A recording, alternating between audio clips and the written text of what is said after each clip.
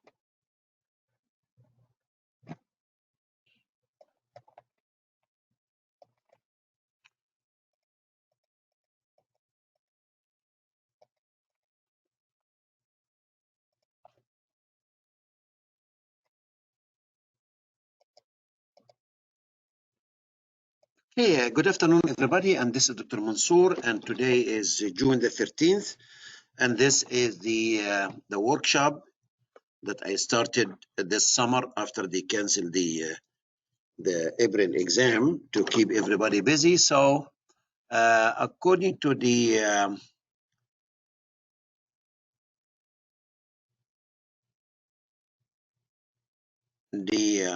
syllabus, I think it used to be here as a PDF. Let me try to get it. According to if I'm not mistaken, the syllabus or the brochure. Where is the brochure? Here it is.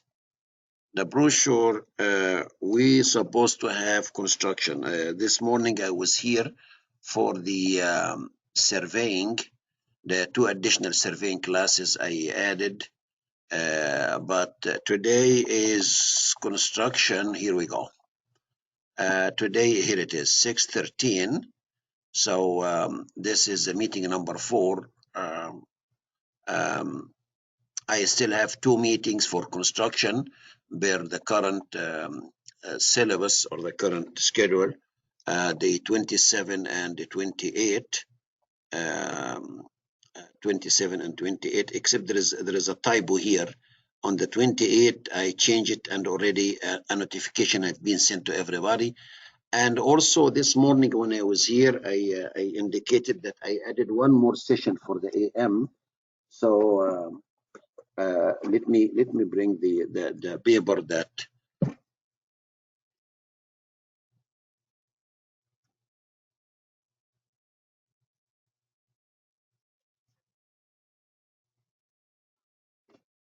I scanned it and I sent it to everybody, including you. I believe you received it, if I'm not mistaken.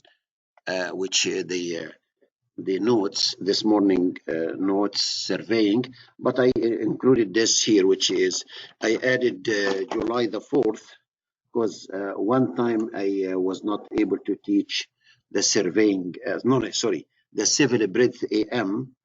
So I added a session on July the 4th. I know July the 4th is the 4th of July, the yearly celebration of the Independence Day and fireworks and so on. I don't know if they're going to have fireworks this year or not, but even if they have one, the session that I added to replace the session that I missed, it will start from 1 and they will end 4 p.m.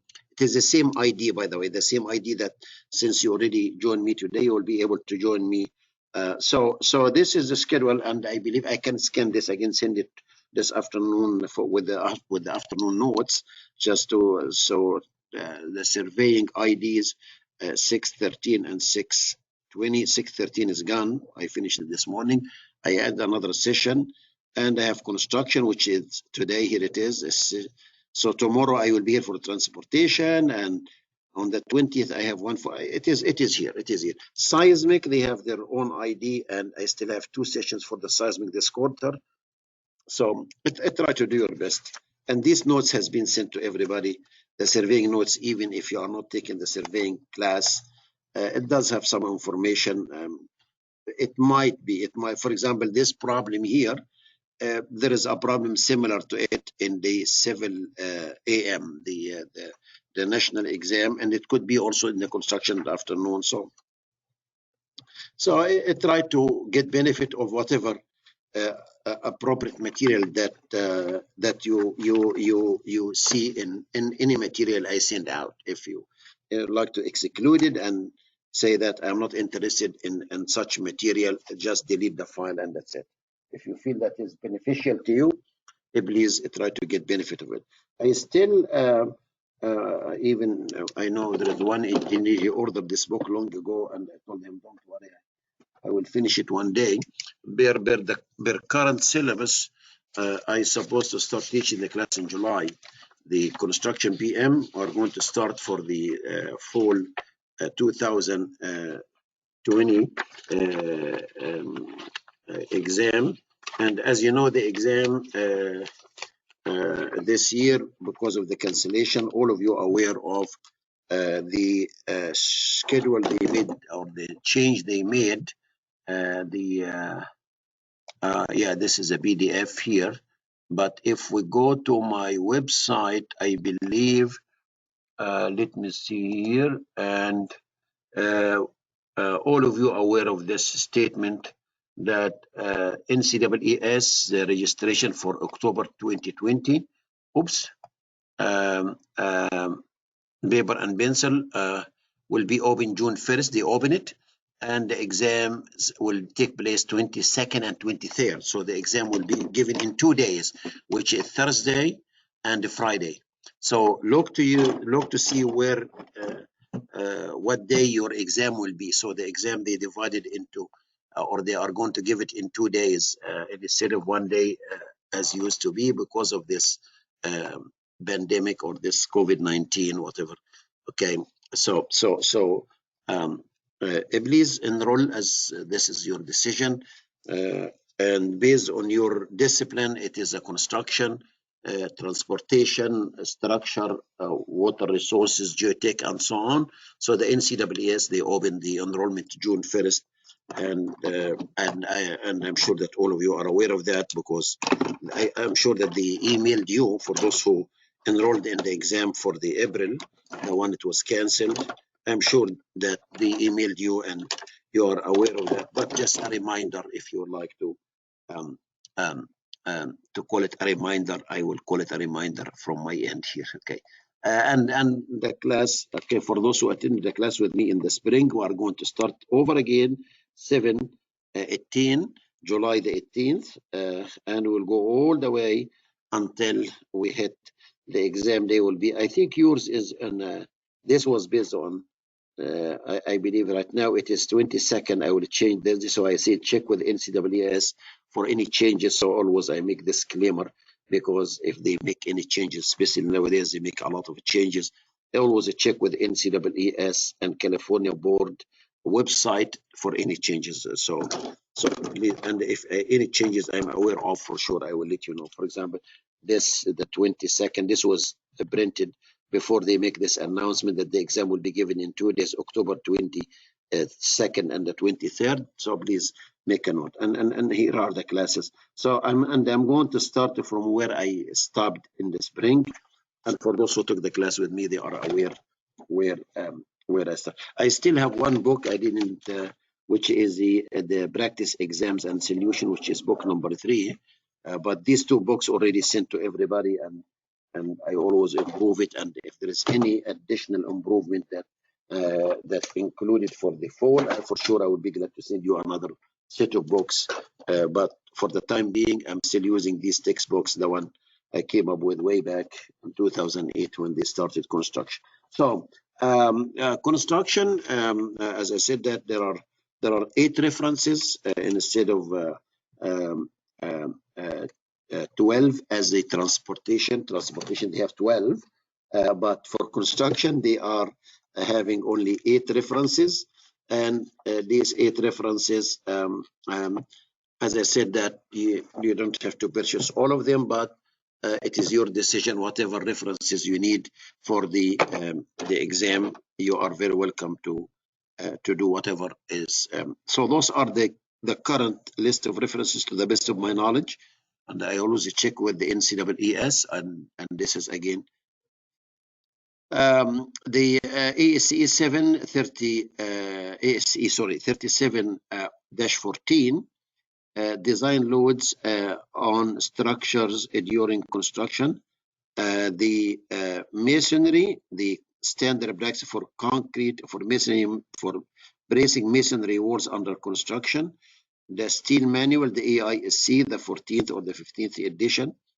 The new manual, the ACI manual, this is the field reference manual, is a very thick one. ACI 347 and ACI SB4, these together, by the way, they are in one book, the thick book, the 8th edition. This is the most expensive one among them. Maybe this is the second expensive one. Or maybe this is, or they are very close. No, this is the most expensive, the AISC, the steel manual. And the OSHA, this is an easy, you can buy this very cheap, and MUTCD very cheap also.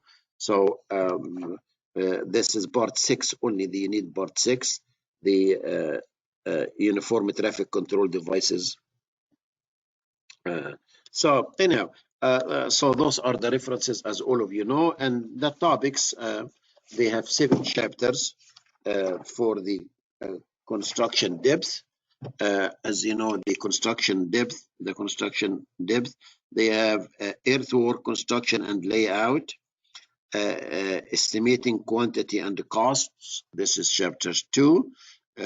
Again, they give you the approximate number of questions. Construction operations and methods, scheduling, material quality control and the production, and temporary structures, and finally health and safety, based on OSHA, where OSHA is a thick book and you need to get familiar with it. I highly recommend to buy the OSHA book. It's not very expensive, as I said that, and you have to tab it, put all the tabs, okay, or the section that, because not every section that we need from the OSHA. And during the class, I will be glad to, during the class or during this review, we still have more than. The type of questions, as all of you know, in the NCEES, they vary from one to another, and we need to make sure that we really understand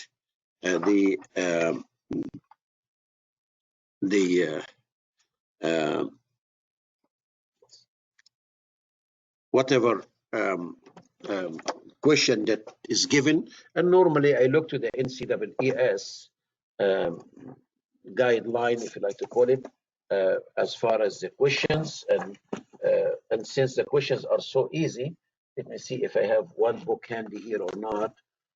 For the construction, I believe I used to have some of them here. Let me see if I can grab one very quick. This transportation, at least to show you what is meant by that. I think they are here. Yes, I remember. They are here. Okay, I found them. Okay. So the construction type of questions in the afternoon. Here is the transportation of construction. Sorry.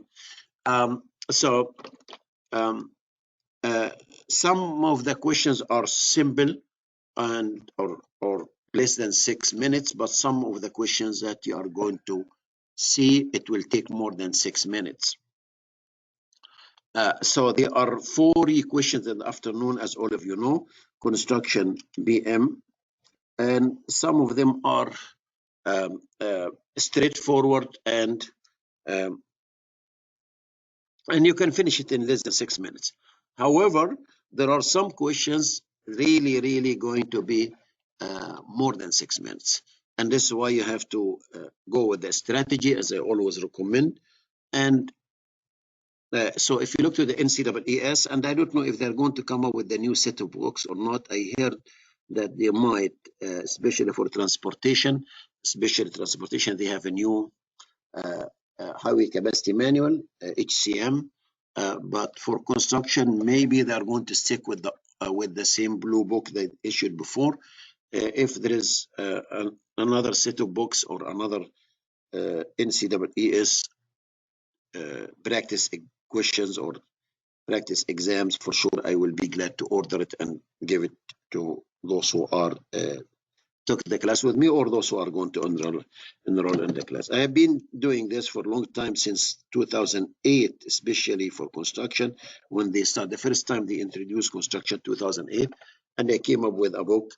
It used to be on Amazon, and I believe it's still the first edition and the second edition. So I'm trying to improve whatever books I use, and there are other books available on the market. I respect all of them, and everybody is presenting the material from his perspective. So going to a problem like a problem 501. As you can see, this is a 6-minute problem. So if you read the problem, a segment of interstate highway requires the construction of an embankment of 500,000 cubic yard. Embankment, the word embankment is important. Okay. The embankment fill is to be compacted at a minimum 90% of the modified Proctor maximum dry density. A source of suitable borrow has been located. Assume that there is no loss of the soil and from the borrow bed to the embankment, and they give us some information related to the properties, and is asking there is a truck that it can hold 5 cubic yards, and the void ratio is given. This letter E is a void ratio, the volume of voids over the volume of solids, as all of you know, VV over VS, the void ratio, and they are using the letter E for it, or soil mechanics book, they are using the letter E. Void ratio. Void ratio. Can the void ratio be 1, by the way? Can we have a void ratio? Here he give you the ratio is 1.3. Can we have a void ratio of 1? This is 1.3. And the second equation, can we have a void ratio of less than 1? So if you remember the 3 phases or the phase diagram for the soil, always try to remember basic stuffs, basic material, sorry, or basic stuff, sorry. So this is 6/13/2020, and this is the construction BM. So E is the void ratio. And if you practice enough, you will say, oh, it is this volume of void over volume of solid. Who told you that? You practice. You don't have to memorize all the equations, but there are some equations I highly recommend you to be just like that, okay? And this will not come unless you practice enough. Like myself, how did I remember this relationship? Yes, because probably I practice enough, and probably, okay, if you would like to double check it, you are very welcome to do that. You are very welcome. There is one table. In fact, I was when I was going over this book, just to show you, I saw the table, and here it is. This table is given. So the void ratio. What is the void ratio? Here it is. E. I provide a summary at the beginning of each book. By the way, I provide a summary of equations. I believe in them. Summary, comprehensive summary, instead of digging in. So I provide a summary at the beginning of each book, all my books: seismic, surveying, transportation, construction. And normally I leave a few pages at the end of the summary in order this page is left intentionally blank for additional summary equations or tables or charts if there is anything from other book. But normally I try to do my best to provide a very good summary. And you should know exactly where every equation is. For example, if you have doubt about this equation, what's the definition of void ratio? So in this case, you should know where this table is. The one I will just show it to you and said, okay, here it is. Okay, so if I'm able to locate the table quickly, that means that I prepared myself very well, and I know exactly where the information, like for example, this table here, which it does have a summary. There are many tables available in geotechnical textbooks. This is, I don't know, a format, different format. whatever format. I don't care which format you are following, as long as I know, okay, this is a void ratio. This is a specific gravity, GS. This is a porosity, N. Okay, degree of saturation, S.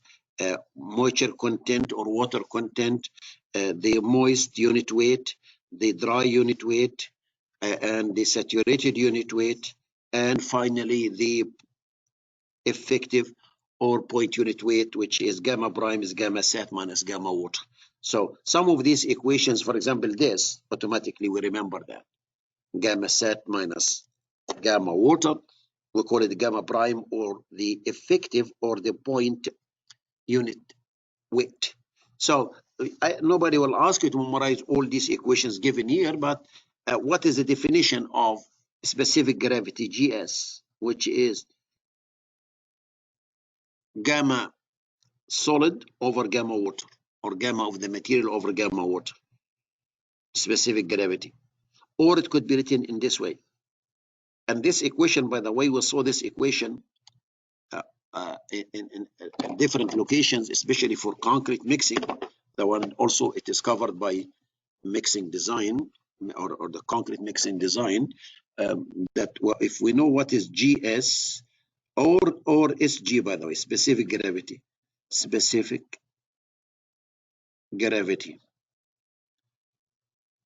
is the ratio between two things. First of all, this is a dimensionless quantity, and also void ratio is a dimensionless quantity. Units are very important. So specific gravity, GS or SG, it is the ratio between two things. The unit weight of the material, the solids, over the unit weight of water. And this ratio, it could be greater than 1, or less than 1, or exactly 1. The GS, specific gravity. For example, specific gravity for water, all of us know is 1. Because gamma water, gamma material over gamma water, I prefer to use the word gamma material in general, or gamma solid, whatever. So it is 1. But for gravel, which is like coarse aggregate, for example, this piece of coarse aggregate, it does have a specific gravity. Is it greater than 1? Yes, it is about 2.6 or 2.65, 2.62. It depends. Why? Because this piece of aggregate, if I throw it or put it in a bucket of water, okay, this is water here. This piece of aggregate will be somewhere here at the bottom of this tank or the bottom of this, because it will sink. Okay, it will go down. But if I have a piece of wood, okay, if I have this block, where is my block? Here it is. This block of wood, if I dump it onto a lake or a bucket of water, it will float, because the specific gravity for wood is about 0.54, less than 1. Okay, so the specific gravity for this is greater than 1. The specific gravity for water is equal 1 exactly, and this is less than 1. Any material that will float, okay, on the surface of the water. And this is why the ice, if you during winter, okay, when the ice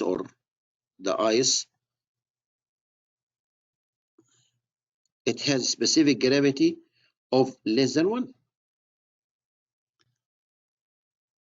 because it floats. You'll find that the ice on the top of the surface of the, but this piece of gravel or aggregate, okay, it will go down. So the point is, this equation here, which is the gamma over gamma or gamma solid, we can say that this is also given as, what is gamma? Gamma is weight per unit volume. So weight of the solids over volume of the solids divided by gamma water.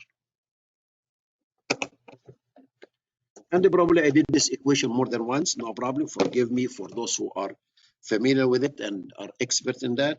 So I can look to right now this equation here, and I bring it down and modify it a little bit, and I say that GS, specific gravity, or GS, SG, sorry, SG, as some books, is equal to the W sub S over V sub S times gamma water. And here we can solve for V sub S. V sub S is equal W sub S divided by gamma water times specific gravity. And this equation is very important equation. This equation is very important equation, that the volume is equal the weight divided by gamma water specific gravity. And this equation, as all of you know, remember this, it is called absolute volume equation.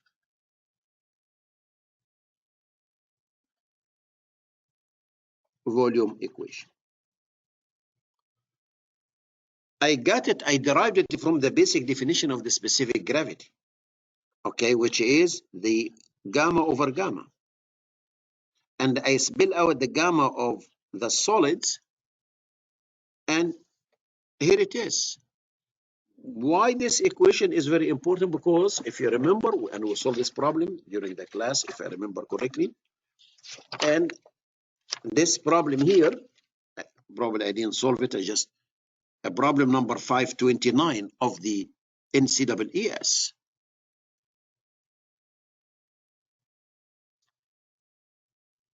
If I don't know this equation, the absolute volume equation, I will not be able to solve this problem. I cannot solve it. So either to locate the equation quickly during the exam, or if you can do this quickly, you know the definition of specific gravity and so on. So, and I will be glad to go over all these problems. Just I'm telling you what you're supposed to be ready for, or what my recommendation. So going back to the problem that problem number 501, and probably I solved it before, maybe, or maybe some of you already. But the reason that I would like to mention it again is it has a lot of information. So we do have an embankment. Embankment means fill. Here it is. This is the OG, and this is called fill or embankment. Side slopes. A road will be built, and they constructed in layers and or lifts, as we call it. And so this is a volume. So if the volume here is given to be 5,000 cubic yard,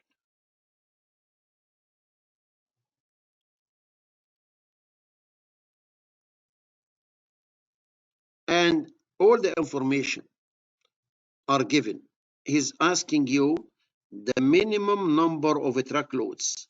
Here, there is a truck.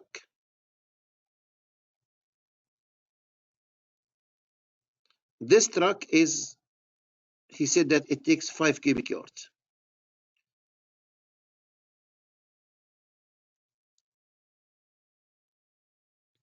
And the soil, they're going to take it from somewhere here based on what is known as a borrow bed. What is a borrow bed? In fact, the problem immediately after that, it is one of the methods that we use to calculate the volume of the earthwork, which we can talk about this later on. So this is a borrow bed. So there is a nice piece of land next to the project, and the contractor contacted the owner, Mr. Mansour.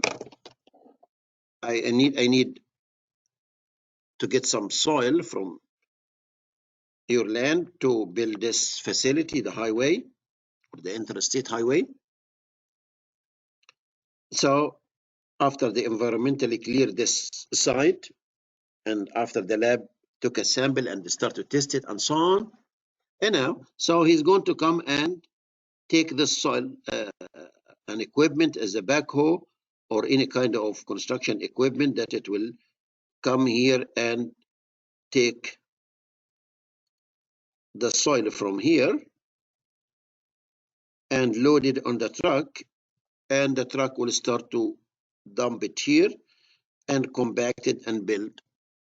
So for sure, from the borrow bed, they need more than 500,000 cubic yard, because the 500, this is compacted cubic yard. And when the material is transported in the truck, is called loose cubic yard. And when the material exists before disturbance or before excavation, we call it bank cubic yard. So if I know the truck can carry 5 cubic yards, according to him, so how many truckloads do we need in order to hold the material needed to build the 500,000 cubic yard? And not necessarily that every piece of information given here will be used. Sometimes they give you more than what is required. So I should be familiar with what piece of information I need to solve the problem and what piece of information that is considered an extra or extra information that he gave it to me. And all this will come through practice and the practice and the practice. I draw a couple diagrams before, and I will draw them again, and always I recommend everybody to do it. But before I proceed, I ask a question about the void ratio. Can void ratio be greater than 1 or less than 1 or equal 1? The void ratio by definition is the volume of voids over the volume of solids. We remember from soil mechanics or the geotechnical classes that you took that the phase diagram for the soil, and you should remember these things, the phase diagram, the soil can be broken down into 3 phases, which the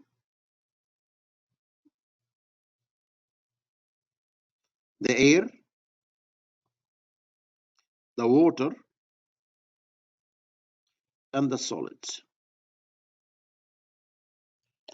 And we could have the volume on one side and we could have the weight on the other side. So the volume of the air, we call it V sub A, VA, lowercase a. The volume of water, we call it VW. And the volume of solid, we call it VS. And the total volume, obviously, is the volume of these 3 components.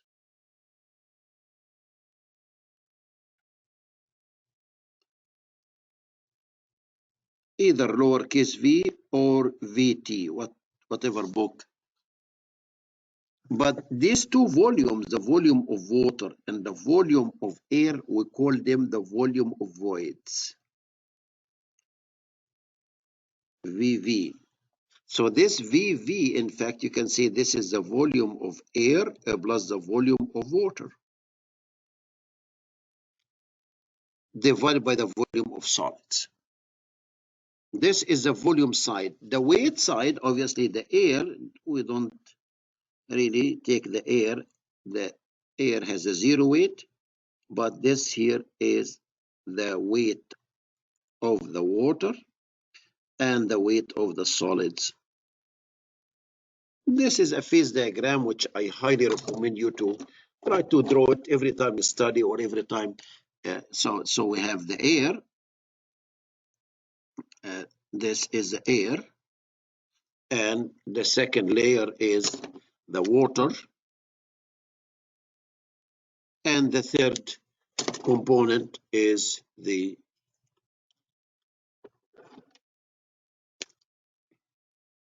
solids.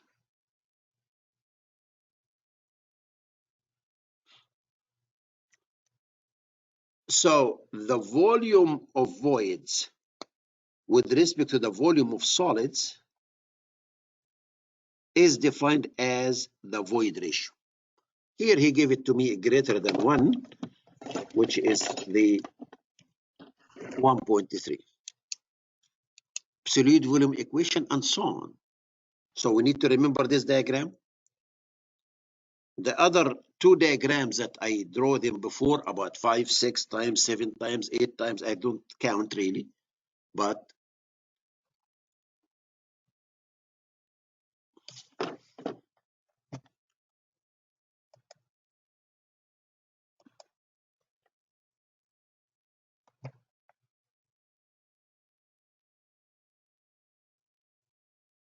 okay. Sorry, my friend, I was okay. The blue book, yes, which is the NCEES book. Uh, uh, uh, I should mention, I should use the cover, the color.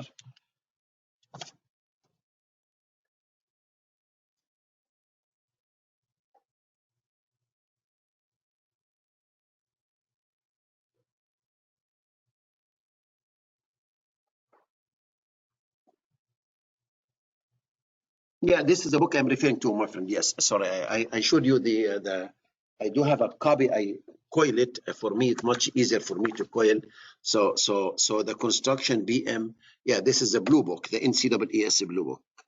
Yeah, NCEES a blue book. Okay, which they call it the practice exam book construction, and this is by the NCEES. And I will check, as I mentioned, um, to see if they are going to release any new books or not. Sometimes they release new updated books, and unfortunately, the problems that are shown here or that are given here, I'm using them as a guideline like anybody else. But I need you to be aware of the fact that, and this is what I heard from the engineers who took the exam, the problems are here are really, really easy compared to the actual exam. And I don't know why they did that. I wish they did the opposite, but it's not my call. But let us prepare ourselves. Let us do our best. And if you understand the concept, I know the exam problems probably might be difficult, but than the example they gave us, but we will do our best. So this diagram, when you receive my notes, I know you saw this 10 times, 15 times before, and you do it. This equation is very important. And the relationship, for example, the specific gravity, which is the source for this equation. The two diagrams that I need you to remember, that when we're talking about earthwork, we have what is known as Bank cubic yard and the loose cubic yard and the compacted cubic yard, CCY. As I indicated in this little illustration here on the drawing, that this is the embankment we're trying to build. Here it is for the interstate highway. And this is where the soil will be obtained, from where we're going to get it. Here it is. And it will be loaded on the truck as shown. So the soil, it change its nature, or the properties of the soil will be different if it is here or here or here, for sure. So, sorry, my truck is not the best truck in the world, but you understand that I am not really good. Here it is. It's 2020 maybe truck. Okay, good enough. So the relationship between them, it must be engraved in your brain, that the bank cubic yard to loose cubic yard, the volume will increase by the swell factor. And the swell factor is 1 plus swell percent. And from the bank cubic yard to compacted cubic yard, we call it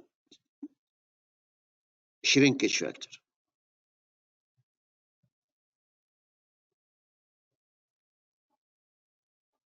which is 1 minus shrinkage percent.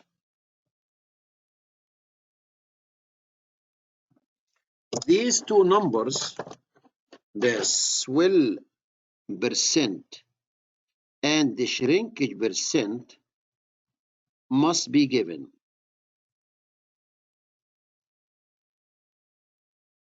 Must be given. Don't assume it, because we have a range, but it must be stated in the problem. Must be stated in the, we cannot assume it. And there is a huge difference between a shrinkage factor and the shrinkage percent. There is a huge difference between a swell factor and the swell percent. Please be careful about the terminology, because one word can make a huge difference in the calculation. So we need to know how to transfer the nature of the soil. How can we calculate the volume from one to another? So this is a bank. This is as the soil exists as in situ, as we call it. And this is the loose after we excavate it and put it on the truck or whatever the equipment, truck or backhoe or whatever. And CCY. CCY, I need you to remember the CCY is the finished product. This one here is the finished product.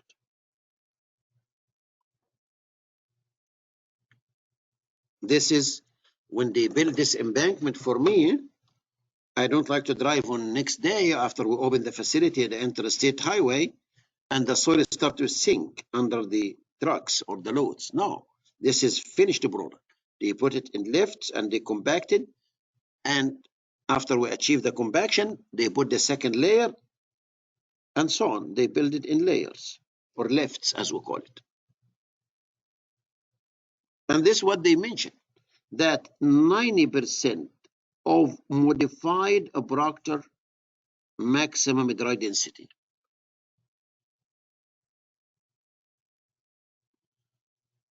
Also, this should be immediately known to you what is meant by that.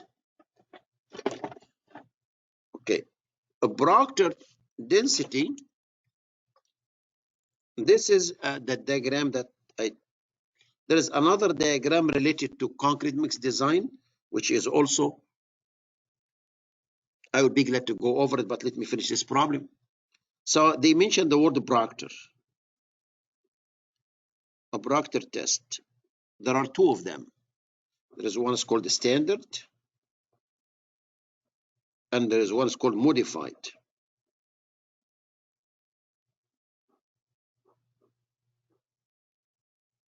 We should know the difference between them. We should know this covered in the AM portion of the materials. And I would be glad to show you the difference between them. Let me see if I have the book handy here, or I can bring the book. Yeah, here it is. I think I have it. So one of my books, okay, for the AM, in chapter 3, again, this has a huge summary at the beginning. Let me see. Here we go. A Proctor test and modify a Proctor test. The number of layers, the hammer, and the weight, and so on. So we need to know that. The Proctor test is standard and the modified. What's the difference between them? If you don't have this, I will be glad to scan this and send it with my material. At least you know the difference between them. Okay? As far as the number of layers and the hammer weight and the height and so on. What is a Proctor test? A Proctor test is a lab test. We do it in the lab. What is the purpose of it? Or what do we need? Why we need it? We need this Proctor test to determine how much water is needed to compact the soil to its maximum dry density. So Proctor test is a lab test. We do it in the lab. Oops, L. A lab test. We do it in the lab under controlled temperature and humidity. And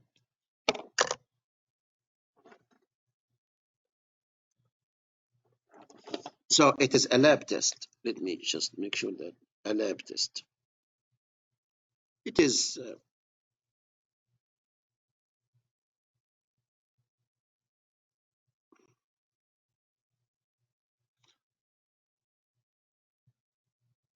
it is a volume of 1/30 cubic feet.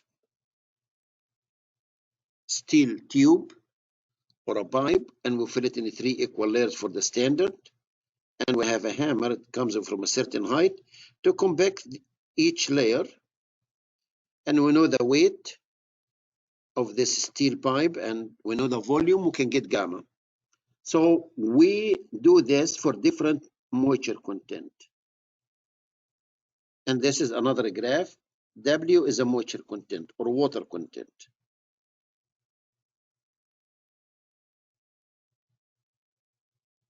And this is the density. And I should say dry density. So for a certain amount of water, we'll have a data points when the water content for another, and so on, until we establish the curve, which goes like this. So at a certain moisture content, when we hit this moisture content, we do have a maximum dry density. This is gamma dry max. And they call the moisture content that corresponding to this, we call it OMC, optimum moisture content. In the problem statement, he said that I don't need 100% of the maximum, I need only 90%. Some specification, they call it 95% or 92%. This also must be given, it's not a standard. It should be given to you in the problem, don't assume it to be always 90%, no. It could be 92, it could be 95. Some agency, even they go beyond, let's say 98, which is very, because we cannot achieve 100%, by the way. They cannot see 100%. 100% here, this is a small sample under controlled environment. And I can, but I'm talking about here, my friend, is open. I'm building an interstate highway open. The water is exposed to the atmosphere and the sun and the wind. And so I cannot really achieve 100% here. So they found that I can live with 90% or 92% or 95%, whatever.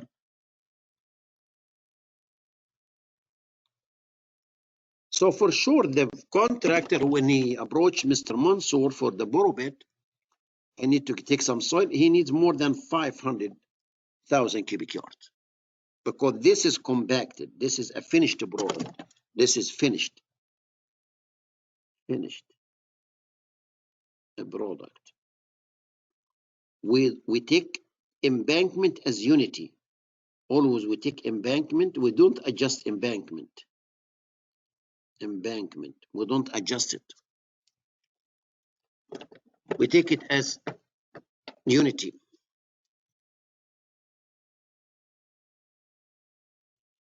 And he told you that the dry unit weight of the soil in the porous site or the borrow bed, it is 113. The moisture content, 16%. Specific gravity, here it is, 2.65. Okay, modified the Proctor OMC, here it is, OMC, optimum moisture content, OMC, 13%. Modified the Proctor maximum dry density, 120. So this, in the lab, they achieve 120 pound per cubic foot. But I need only 90%. So I will take, I need only 90% of this. This is what he told me in the problem statement. So if I need, so it is gamma dry, I need 90% of 120 pound per cubic foot. So this is going to be 108. 9 times 12 is 108, as far as I know. Where is my calculator? I used to have a calculator here. Let's see.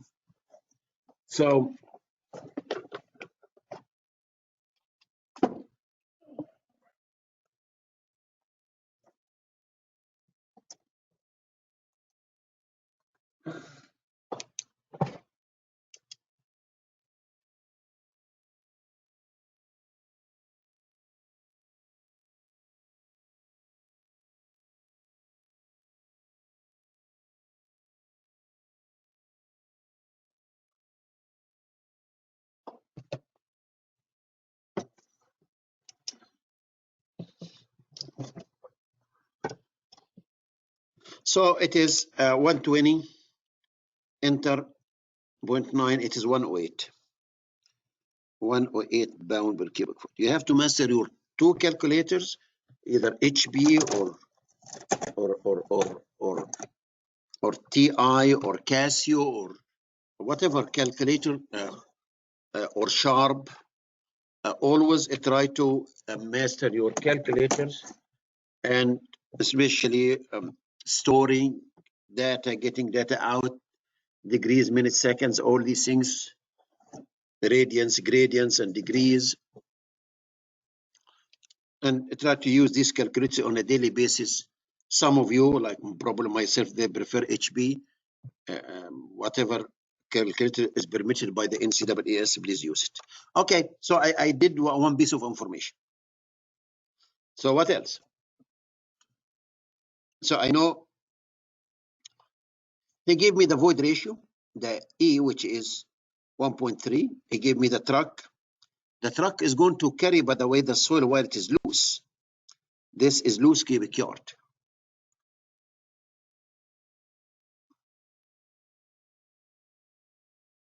So the number of truck loads, it can be based on volume or weight. So truck loads, it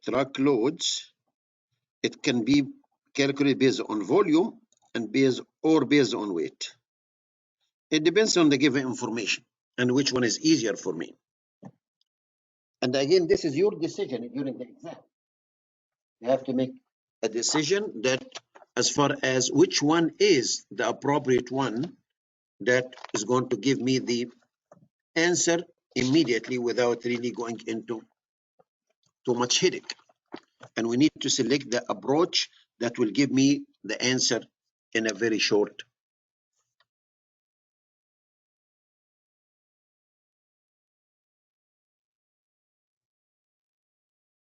So if I know I have the volume here and I have the volume here, but be careful, this volume is loose cubic yard and this compacted cubic yard. If I can convert this volume into compacted like this, it will be a piece of cake. Divide two numbers. Or if I can convert the volume of the compacted cubic yard, the embankment, to make it loose, divide two numbers. Because the number of truck loads is equal the volume of the embankment over the volume of the truck. Do you see that? Yes, volume over volume. Or if I go with the weight, it is the weight of the embankment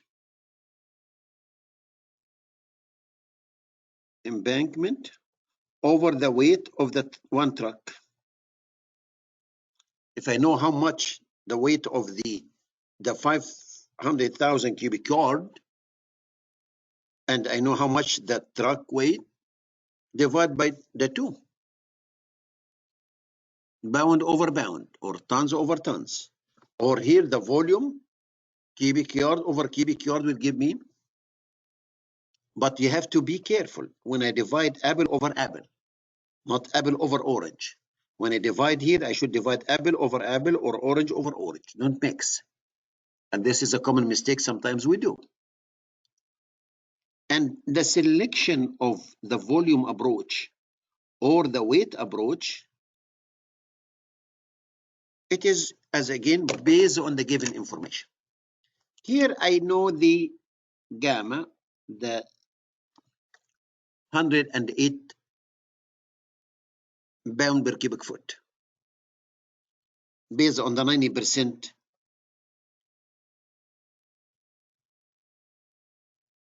I can convert this into weight. Since I know every 1 cubic foot here weighs 108, and I have this here, cubic yard. If I multiply cubic yard by 27, multiplied by this, I will get the weight of the embankment. So this is what I will do first. Let me switch to problem page number 2.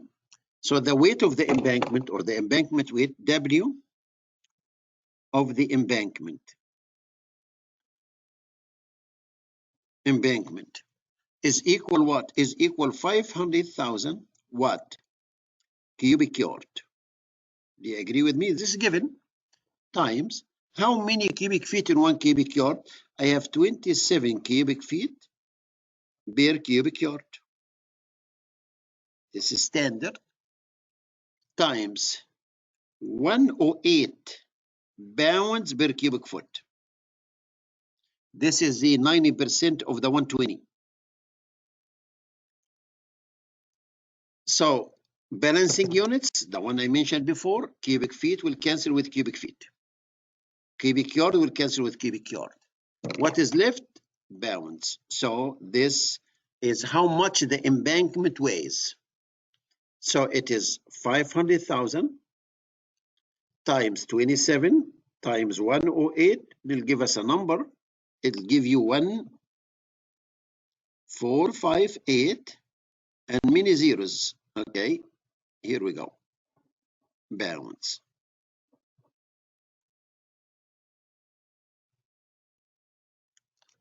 Any question about that?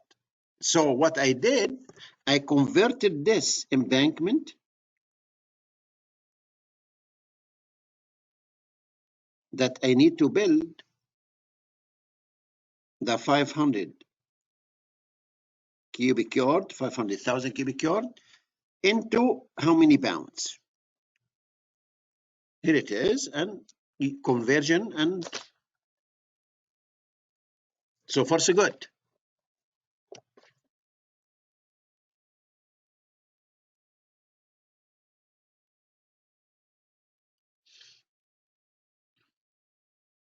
So I have a truck here, this famous truck, Mr. Mansour's truck, here it is. This truck A is loaded with 5 cubic yards.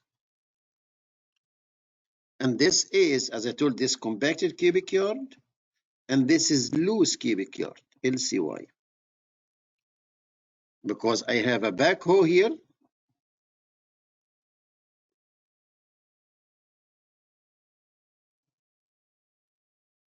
and taking the soil from this and loading this truck. This is the excavator here, and here is a bucket, and this is the bank cubic yard.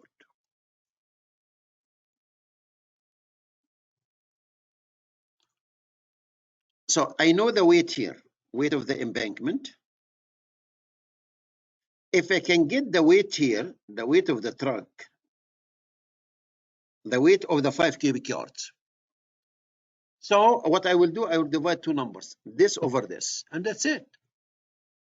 Because I know each truck carries 5 cubic yards, how much they weigh. And this is another piece of information given to me, which is E. Do you remember the E? The void ratio is 1.3. How much void over there? So I need, remember, this is gamma dry.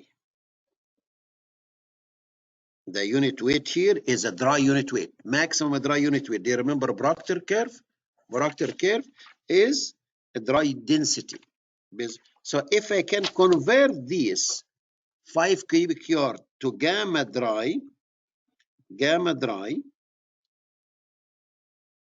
how much is the equivalent? Is equal to, this is another equation. If you have the table, any table that available to you, and here it is a dry unit weight, gamma dry, and we have a bunch of equations.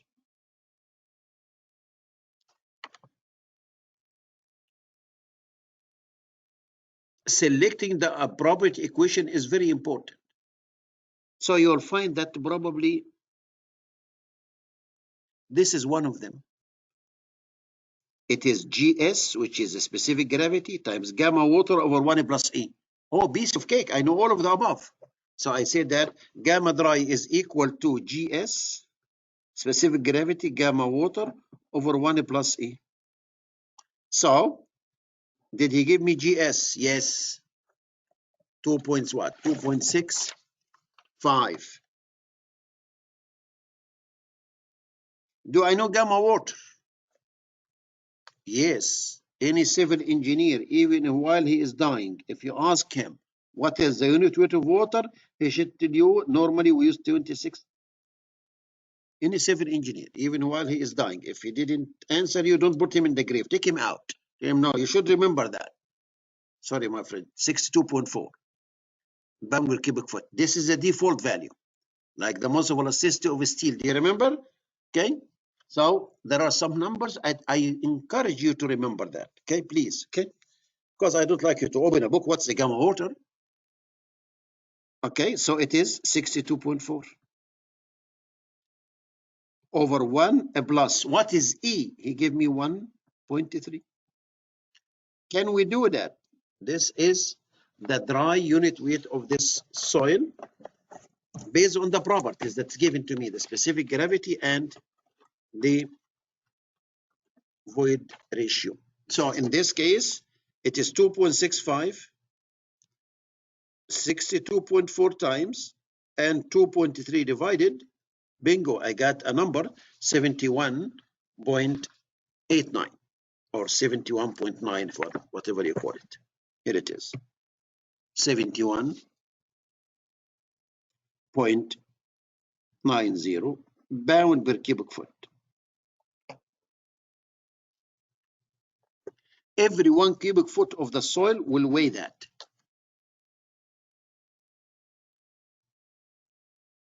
Can I get W truck, the weight of the truck?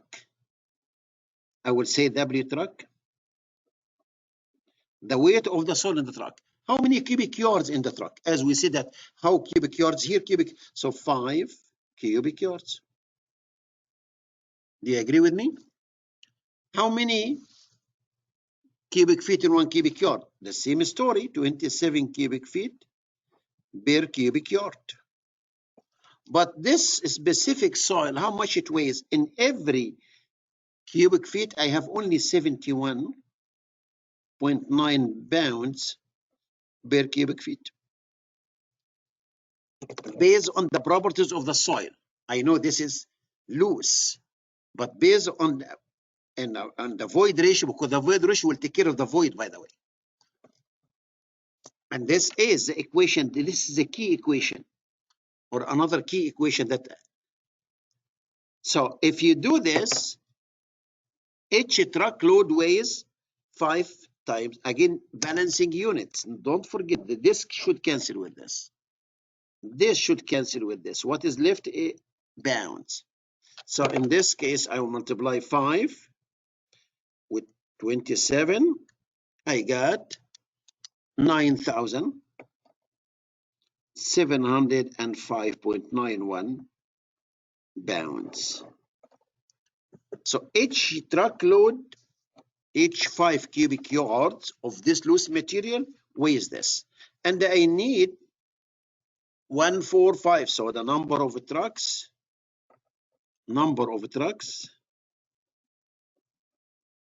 or truckloads, as he called it, is equal to weight over weight. Weight of the embankment over the weight of the truck.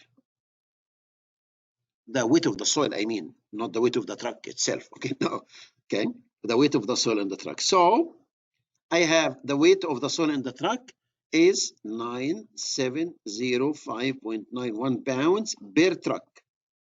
This is pounds per truck, by the way. I should put this. Per truck, TRUCK. How much I need? Do you remember this number? 1458. Here it is. 1458, and I have 6 zeros. This will give me a number.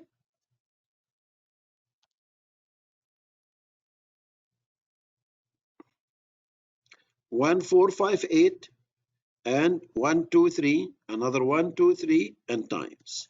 This will give me 150,217.71 trucks.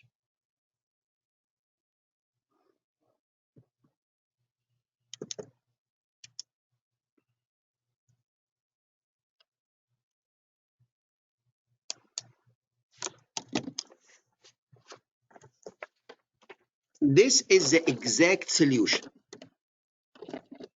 Because I know some of you might say, is there any easy way to calculate it?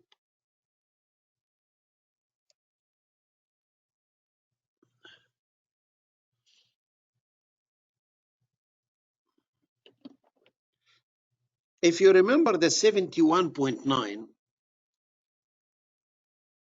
pound per cubic foot as a loose material, so this here, it was, let me write it in red, this is about 71.9 pound per cubic foot. And this, based on the 90%, came about 108 pound per cubic foot. Some engineers in the construction industry, they are saying that if you take this over this, 71.9 over 108, will give you about 66 or 67%. The ratio of this to this.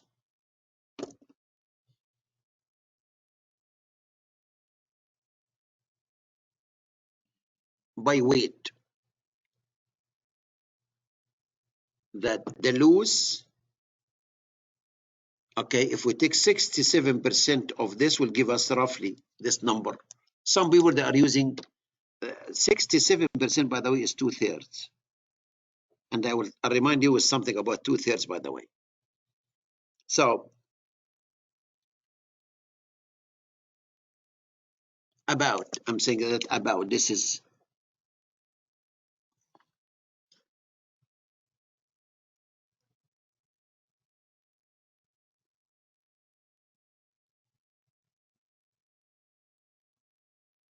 so instead of doing these calculations, some engineers, they will recommend this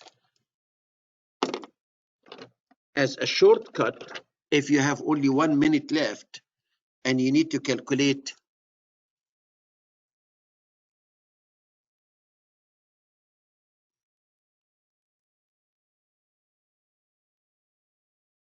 the number of truckloads. So it is,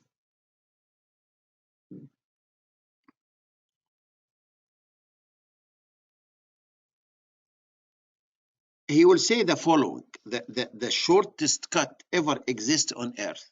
They said that I know there is a 500,000 here, cubic yard, and I know 5 here.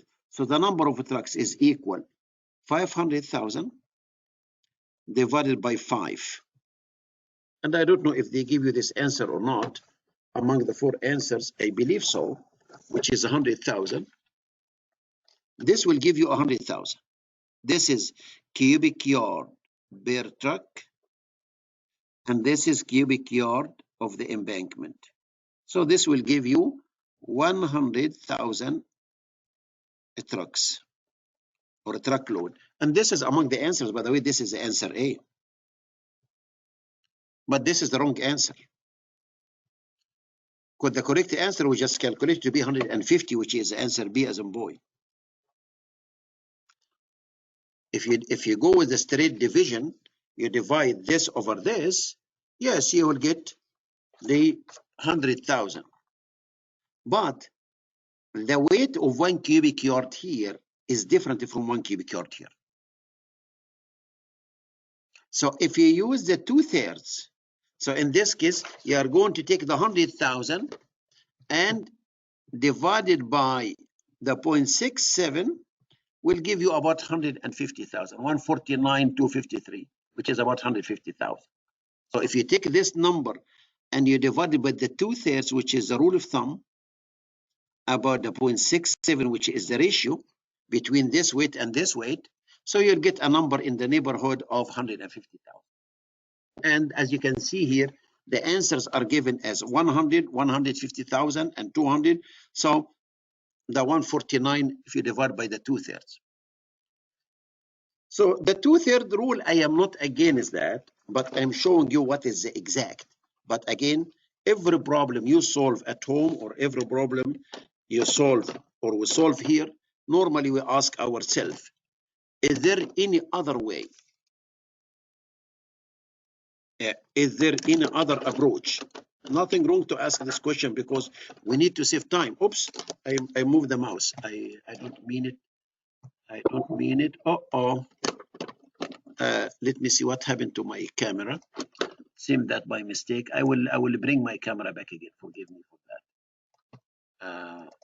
So every problem we solve, we need to ask ourselves the question that I raised it before, and I'm saying that is there any other approach, or is there any other method, or is there any other technique, or is there any other shortcut, whatever statement you would like to throw, I have no problem with that. So is there, as I mentioned this statement this morning, is there any other approach to solve the problem? Solve it. If you like to call it shortcut, I have no problem with that. Shortcut. So the 2/3, where is my 2/3? Here it is. This is, okay. So we know the exact solution. We know where are the equations, and we know what are the appropriate information that should be used. And I will answer you, my friend, in just a second. Did we use 113.0 pound per cubic foot? Did we use the 16%? Did we use a specific gravity? Yes. Did you use the OMC? No. Did you use 120? Yes, when we took 90% of that. Did we use 5? Yes. Did we use 1.3? Yes. Did you use 500,000 cubic yard? Yes. Did we use 90%? Yes. So my point is, not necessarily every piece of information that's given to you will be used, and we need to be aware of that. Use the appropriate numbers or the selected numbers from the set of numbers or set of information given to you. The 2/3, by the way, the one I mentioned here, 2/3, and when you receive my notes, I will scan it and send it to you. As I did this morning, I scan it and send it. I believe if you signed this morning, you received it. I send it to everybody, their notes for the surveying, and as I mentioned that, I will scan this and send it to everybody also. The 2/3 has a story, by the way, or it has, let me mention this, and after that, I will answer your question, my friend. We know what is the F sub C prime. F sub C prime, we call it a 28-day compressive strength.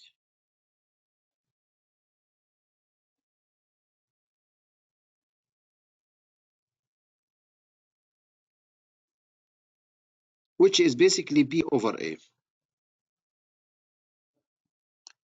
Which basically the testing that we do in the lab, a cylinder,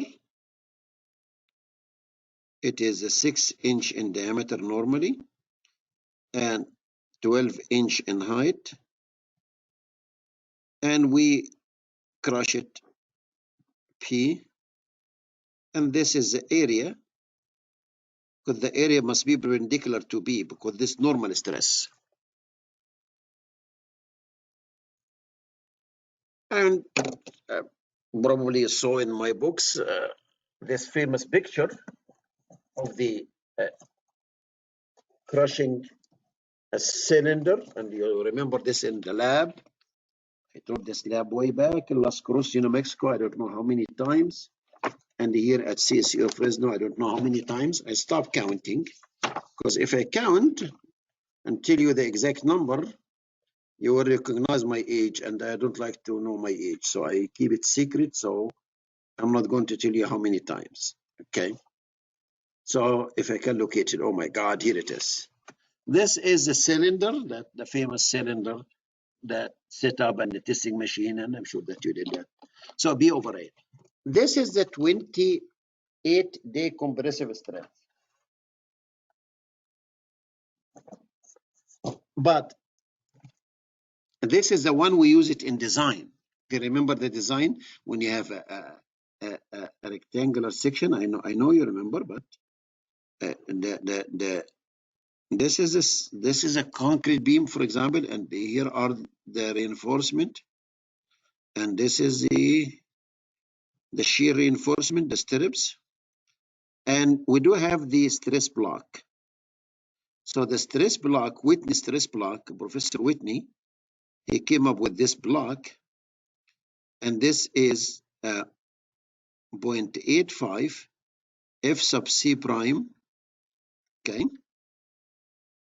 And this is a compressive force C. And here I have a tension T. T is equal AS F sub Y. F sub Y, this is the yield strength of the steel, and A sub S is the area of the steel. This compression here is, so okay, C is equal T. So the T is equal AS F sub Y if the steel yield, and we check that. And the compression is equal 0.85 F sub C prime A times B. The B is the width, by the way. And from here to here is called D, the depth, the effective depth. A is the depth of the stress block. Whitney, he came up with this. Professor Whitney came up with this. So the F sub C prime that we use to design, this F sub C prime is a 28-day compressive strength. Are we going to wait 28 days until we verify the strength? No, we need to proceed. So we do 7-day test. It's called S7. And sometimes we may make it 3 days, and we'll make it 14 days. Sometimes we go 21 and we do 28. So S7 is a famous one, which is the strength, which is F sub C prime at 7 days, not at 28 days. Normally, we don't write it F sub C prime at 7 days. We use S7 because the equation that developed by ACI code is based on that. So they came up with an equation. I can show it to you in just a minute.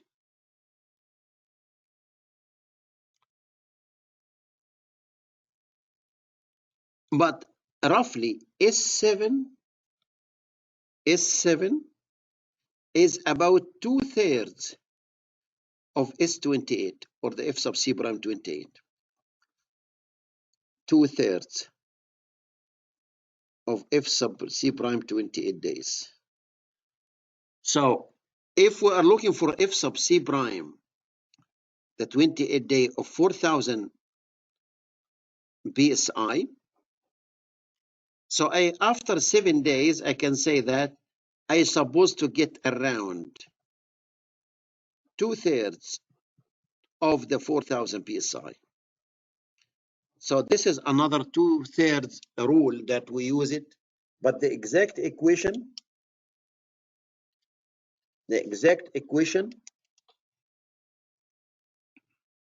is S7, let me see if I still remember way back, is equal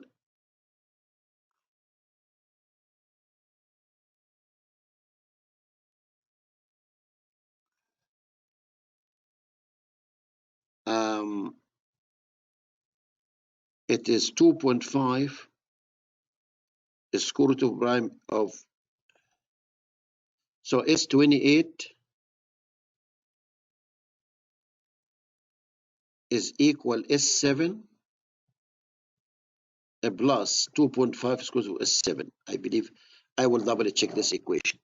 But if the 2/3 is used, if the 2/3 is used as a very rough estimate, so the S7 is supposed to be 2/3 of the 4,000.67 times, so it's about 2680. So if we put here, but this equation, it must be in megapascal, by the way, in MBA. So it is 145 divided. So this is 18 plus 2.5 and a square root of 18, 18.48 by the way. Let me put it. I will show you in just a minute. A plus, I need to, so it is a square root and 2.5 times and 18.48 plus and 145 times, yeah, it came very close. So this is the equation, that's correct. So the equation is 28 is equal is 7 plus 2.5 squared root of S. So this is the equation, but the equation must be in megapascal. ACI, the American Congress, developed this equation. So it is S28 is equal S7 plus 2.5 the square root of S7, where the all this it must be in megapascal. And 1 megapascal, by the way, 1 MPa is equal 145 psi. So the 2/3 also we use it for the 28-day compressive strength. So after you run the test 7 days, we can say it's about 2/3, okay? But the empirical equation is more accurate than, but you have to be careful because the units are very important. It must be in megapascal. 1 megapascal, by the way, is equal 145 psi. Okay, excuse me. So this is something that I needed to be aware of. So going back to the problem, so we can take a short break because it seems to me that problem 501. Okay, it is something that I needed to be aware of, and I hope that this is a good practice for our friend. He got something very close. Okay, 150 217. That's good. But I showed you the exact way, and also I showed you the shortcut. And you are very welcome to do whatever is convenient for you. And when you receive my notes, you can look at it again and dig in. And we are going to meet again on the 27 and the 28. And if you find a typo, but balancing units are very balancing unit is a very important, or the units are very important in order to avoid any mistake. Okay, shall we take a few minutes break? Okay, let's stretch your back. I will stretch my back, come back, get some fresh air without corona, as I was joking with them this morning. Don't go and take any air with corona. We need to be air free, please. Okay, so stay healthy, and I will do my best to stay healthy, and I will join you after 10 minutes. Thank you very much.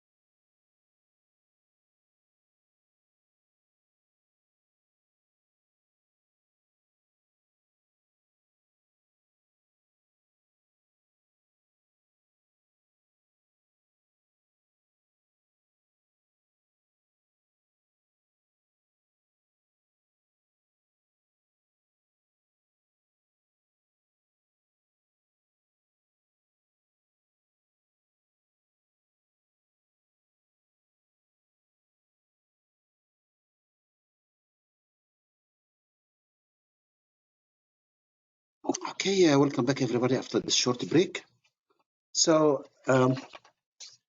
units are very important, and how to convert it from one system to another is very important too. And another thing very quick, let me see if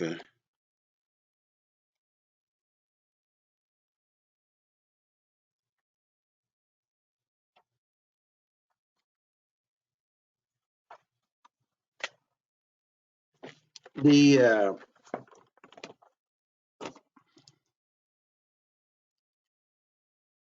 so there is 7 this equation. I mentioned that.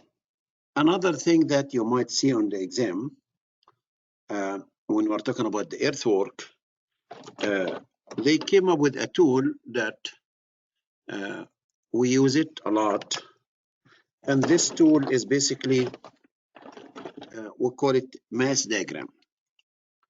And mass diagram in the NCEES, as far as I know, they gave you a couple problems.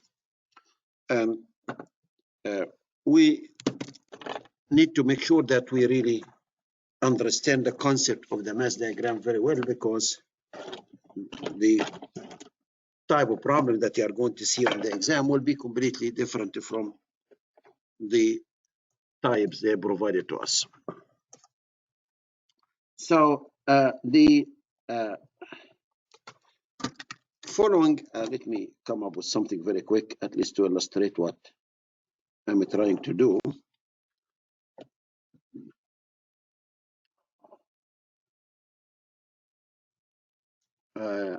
There are more than one way to do it. Let me. A mass diagram is a graphical representation of the amount of the earthwork with respect to distance.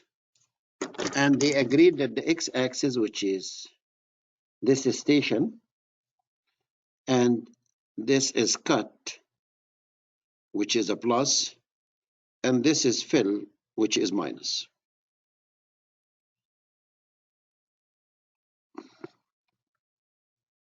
The station, whatever station, station 1, station 2, station 3, 4, he will give you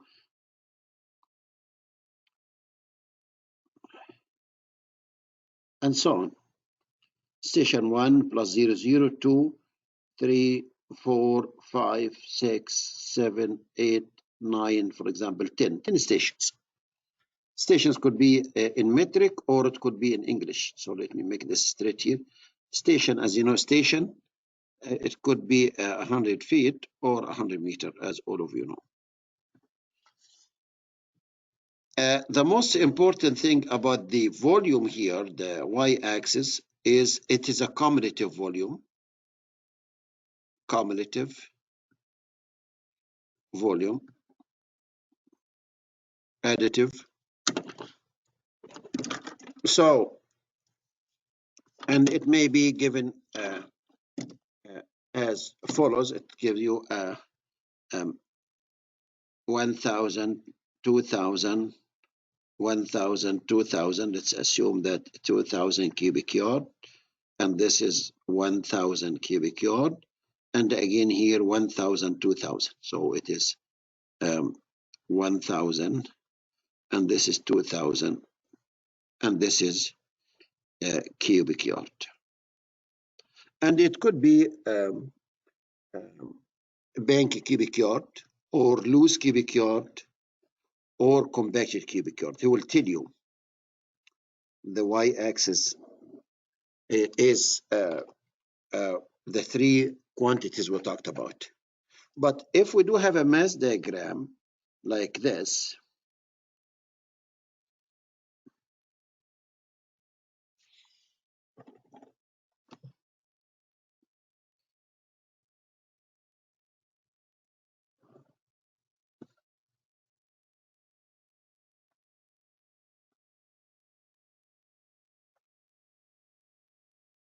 and it could be given as a curve or it could be a straight line.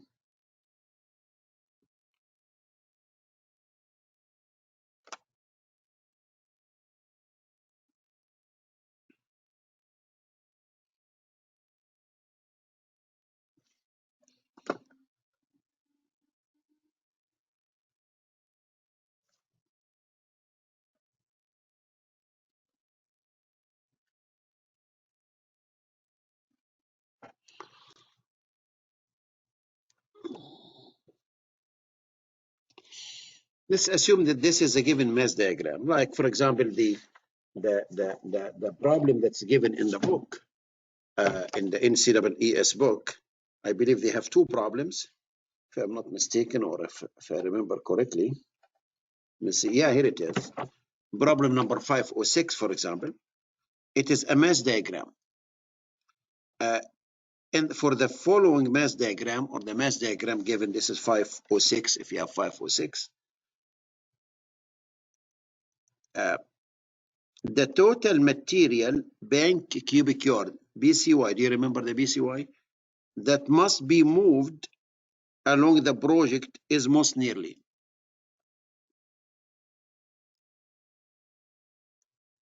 Okay. This is an example of a mass diagram. Let me make a copy very quick.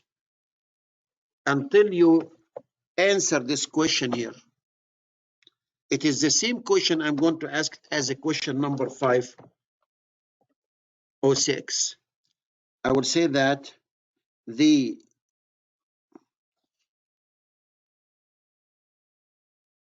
total material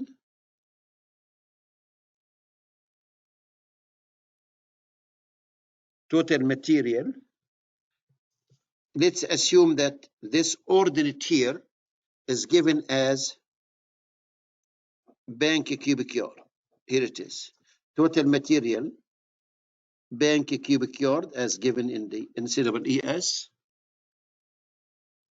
That must be hauled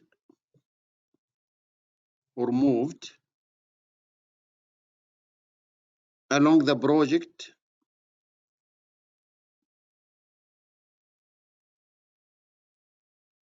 is most nearly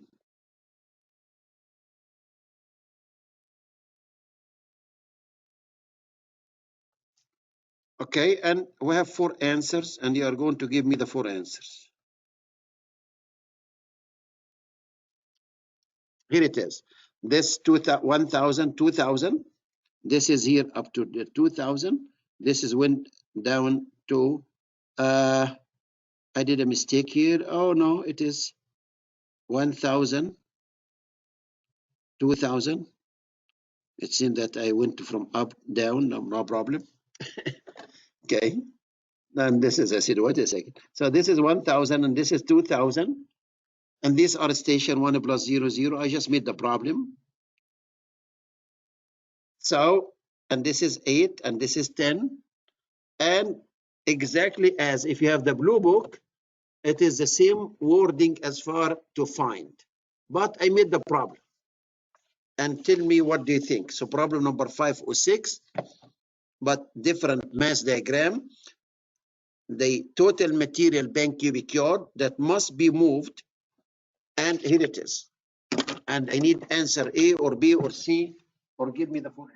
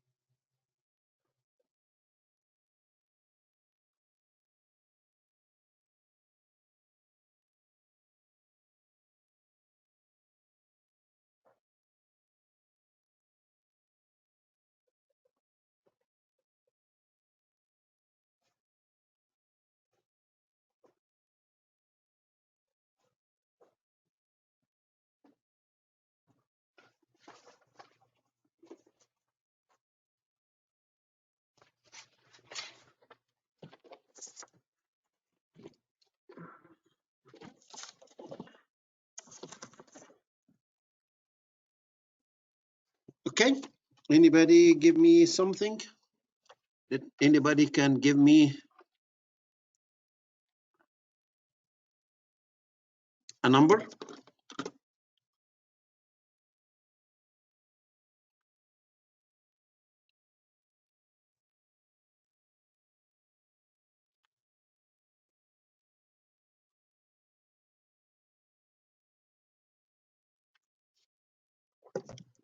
And let me write some answers here. 1,000, 2,000, 3,000, and 4,000. So the total material bank cubic yard, this is which is the ordinate. Here is 1,000, 2,000, here it is. That must be moved along the project is most nearly. And I give you 4 answers to help you. Here it is.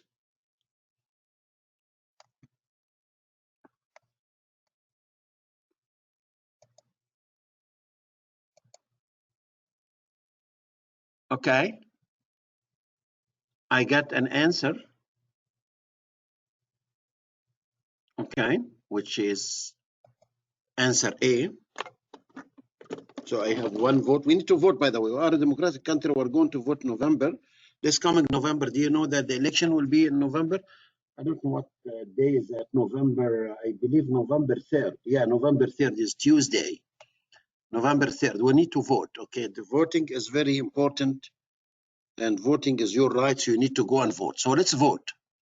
We are a democratic country, as far as I know. So I have only 1 vote so far. Okay. Another vote. Okay. A. And another vote A also. So it seems so the voting right now. So we have 1, 2, 3. So 3 for A. Okay. Anybody support answer A or B or C or D?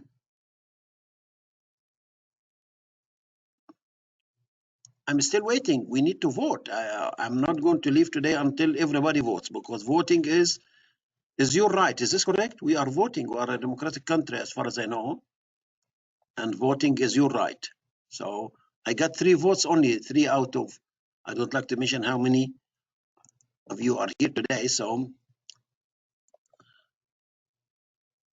okay, another vote. But another vote, your vote, I don't know. Where should I put my friend? You told me 1,500. I don't, but there is no answer 1,500. So I don't know. Is your vote? I don't know what is the rule of. Our friend is coming with 1,500. I don't know. Maybe let me put 1,500. Okay, so this is another answer here is not among. So I don't know if we vote and we put 1,500. Where shall we put it? Okay. What else? Anybody? Okay, so we have 3 votes for answer A, and we have 1,500 an answer, and also another A. Okay. Okay.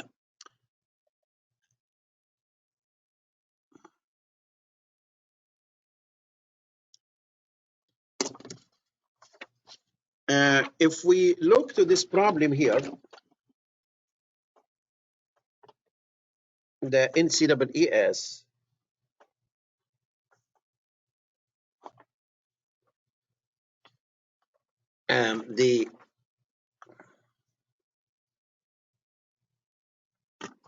this problem is the one I showed you from the NCEES. He gave you a math diagram. It's not straight line as the one I did here. Okay. When we move soil, we move it from where? We move it from cut to fill. Is this correct? When we build earthwork, so let me give you this hypothetical scenario here. We have original ground like this, OG.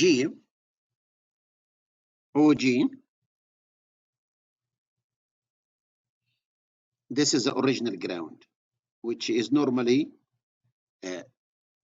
we survey the OG digital terrain, DTM. We get something called DTM, digital terrain model, DTM. We send a request or surveying, and they survey the job, either ground surveying or they fly or whatever. They give us the elevations of the original ground.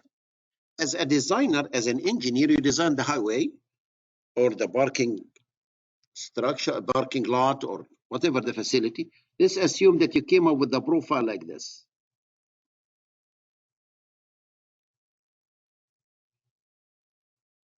Okay. This is a profile grade. As an engineer, you are the one is responsible for developing the vertical alignment. Profile grade means vertical alignment.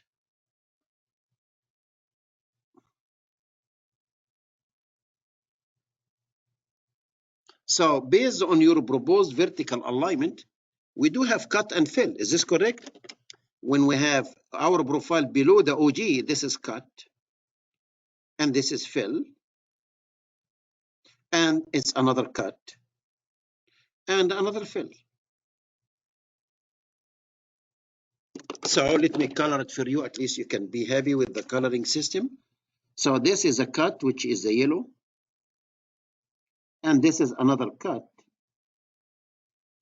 Put the OG above my proposed grade, and the fill is different color. Here we go.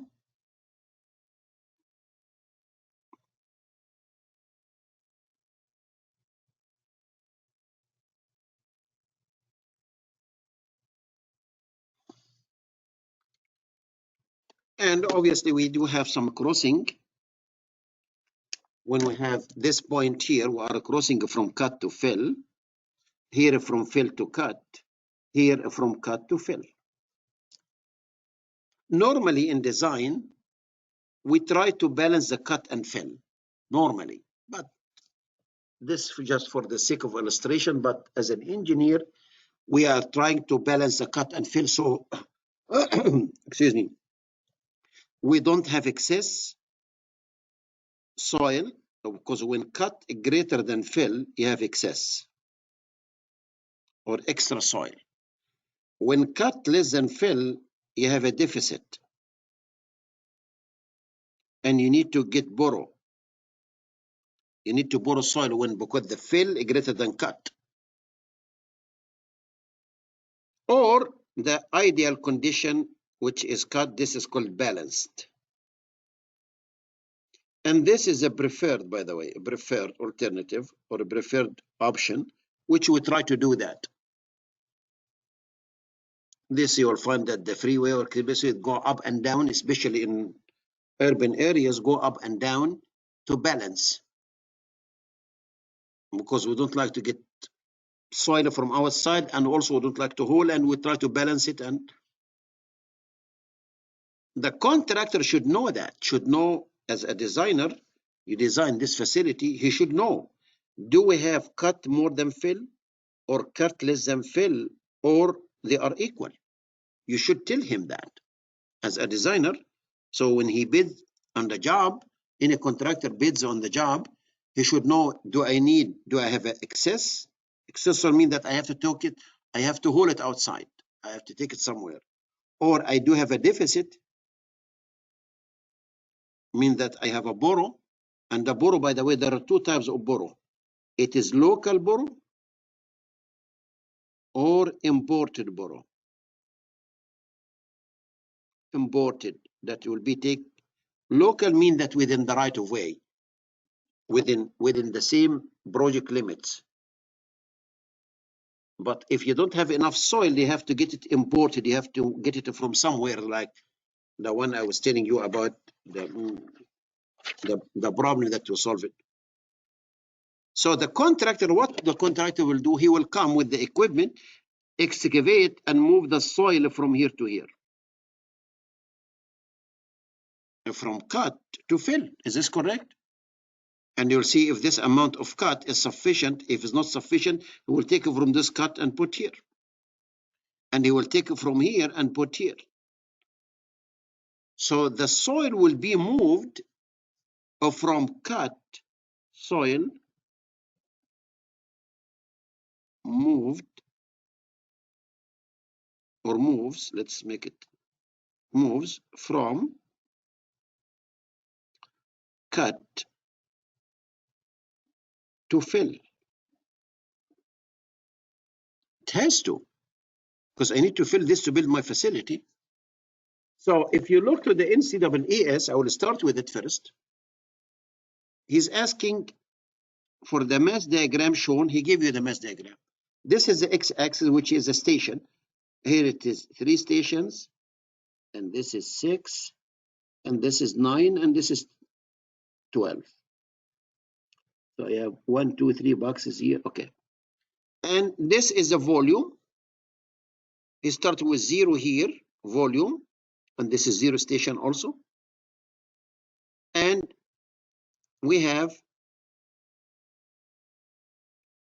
he didn't put his axis in the middle, by the way. He shifted the axis, which I could do the same thing. But I try to give you varieties, a taste of everything.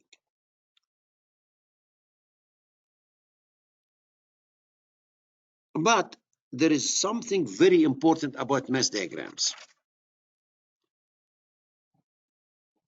Slope, positive slope and negative slope. And I was expecting that all of you will answer this question correctly. And so far, I didn't get a correct answer, by the way. Okay, I did not get the correct answer. Okay, and so the mass diagram is a graphical relationship between a station and volume. This is the distance. It could be here or it could be at the bottom. This is 0, and this is cut, and this is fill.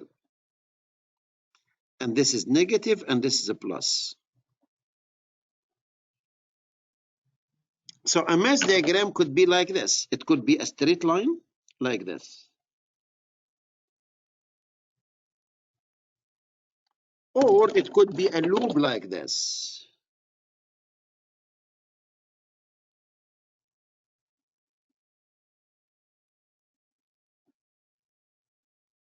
Ended somewhere here. Or it could be another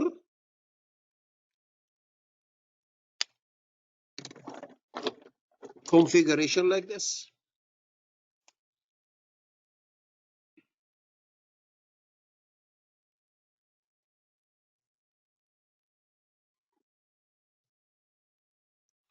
This is a mass diagram, and this is a mass diagram, and this is a mass diagram for different project lengths.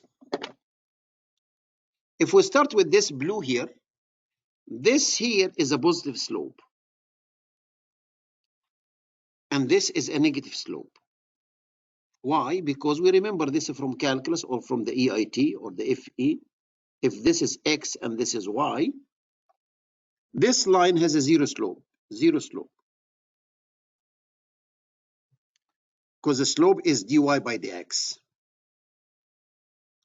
or is equal tangent theta. So what is the angle theta? Is 0. Tangent 0 is equal 0. If you look to these lines here, all these lines, they have positive slope. This line, which is the y-axis, has no slope.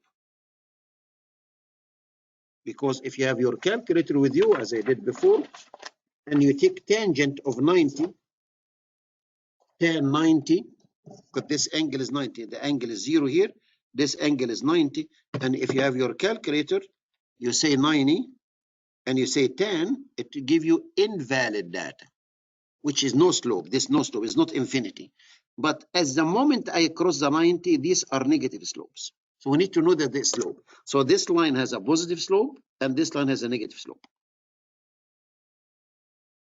Positive slope means cut. Negative slope means fill. That means that this loop here, which is a blue one, it does have two sides. It has one side is cut,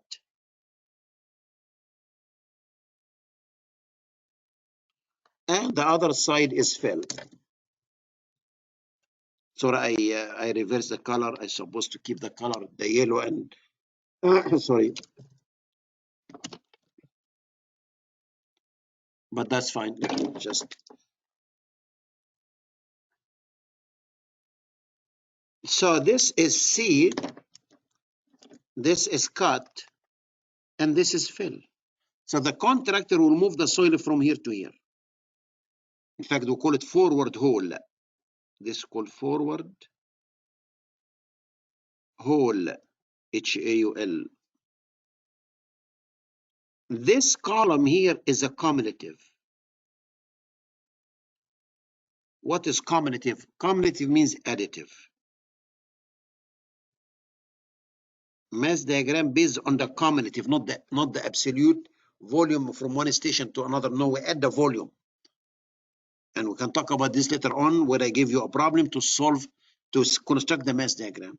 So this is, so the contractor will take all this volume and move it here into the fill. And why we call it forward? Because increasing stations. And this point, by the way, is a high point.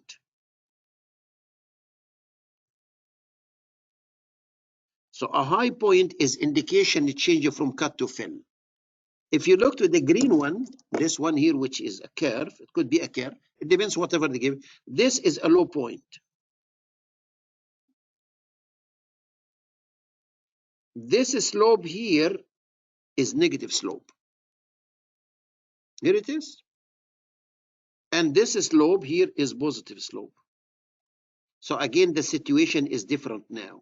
This is cut.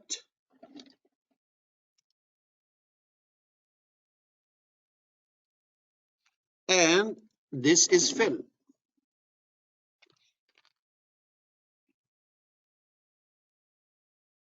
So the contractor is going to come and dig and move the soil from here to here, from the cut to fill. This we call it back or backward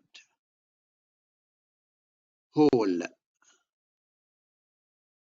So the hole could be either forward or backward. If you start from zero here, either for this mass diagram, which is one loop only, and this is also, this is called a loop, by the way. A loop consists of cut and fill. So this blue one here, I start with zero, I ended with zero. That means that this is a balanced job. Here, I started from zero, ended with zero, balanced job. But if you look to this, what is happening here, that I started from zero, and I have a high, and I have a low, but I ended here. That means that here, this is cut greater than fill. But this one here, the green one or the blue one, this one here, cut equals fill. And the blue one here also, cut equals fill. If we understand this, now we can go to the NCEES problem first, and after that, I will go to my problem. So I started from here and I ended here. He is telling you how many bank cubic yards, because the volume here is in 1,000 cubic yards. First of all, is this job balanced? Answer A. Answer B. Cut greater than fill. Balance means that cut equals fill, by the way. Cut equals fill. This is what is better. Or C, cut less than fill. Or answer D, cannot tell. Or unknown. No, we can. Yes, we can. Who said that? Our President Obama. Do you remember our ex-president? Can we win? Yes, we can. Do you remember the win speech, the one he gave in Chicago? Can we win? Yes, we can. Can we pass the PE exam? Yes, we can. Can we pass the PE exam? Yes, we can. But he worked extremely hard. He used to sleep only 2 hours during the campaign for his presidency. The first term he worked extremely hard. I was watching I enjoy these debates, and I enjoy this. I'm not a politician, but always I try to watch the debates and the election. To learn, to improve my English, to improve my Egyptian English. So I learn every time So I remember his speech. Okay, can we win? Yes, we can. Can we pass the PE? Yes, we can. But he worked extremely hard. He worked so hard. 2 hours or 3 hours per night sleep, and he drink a lot of coffee, according to him. So you need to work also very hard for your PE in order to pass. Can we win? Yes, we can pass. So from this, I started from 0 and ended 0. Is this balanced job? Yes. What does it mean balance? Means cut equals fill. Cut is always positive slope. I need you to remember that. So this is a cut. So he will cut it from 0 all the way until 5,000 cubic yard. And he started here again, positive slope. So this is C, and this is C. Agree with me or not? He cut here 5,000, and he cut here from 2,000 to 3,000 is another 1,000. This is why the answer here, I am moving soil from where? From cut to fill. So I moved 5,000 here, and I moved another 1,000 here.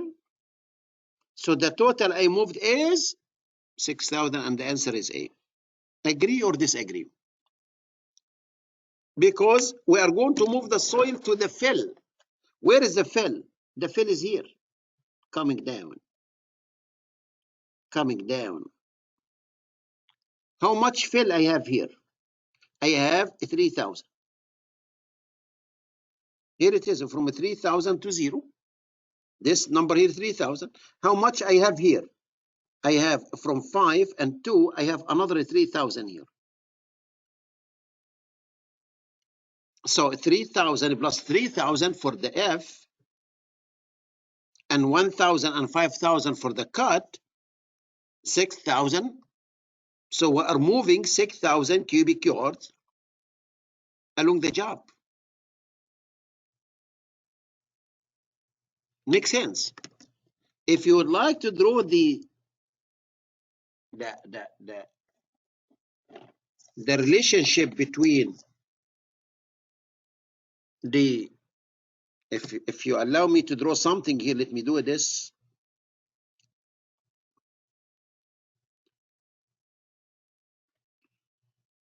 Just to show you.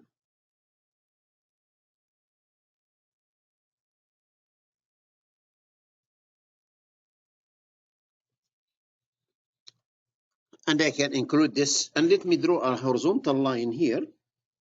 No, but no, forget it. No, I'm not going to draw the horizontal line. If I would like to draw the original ground, this is OG.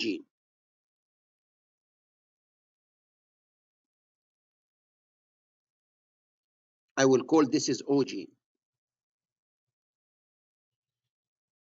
Now I need to draw my profile based on this. If from here I have cut, from this station to this station, I have cut, here it is. So I will go below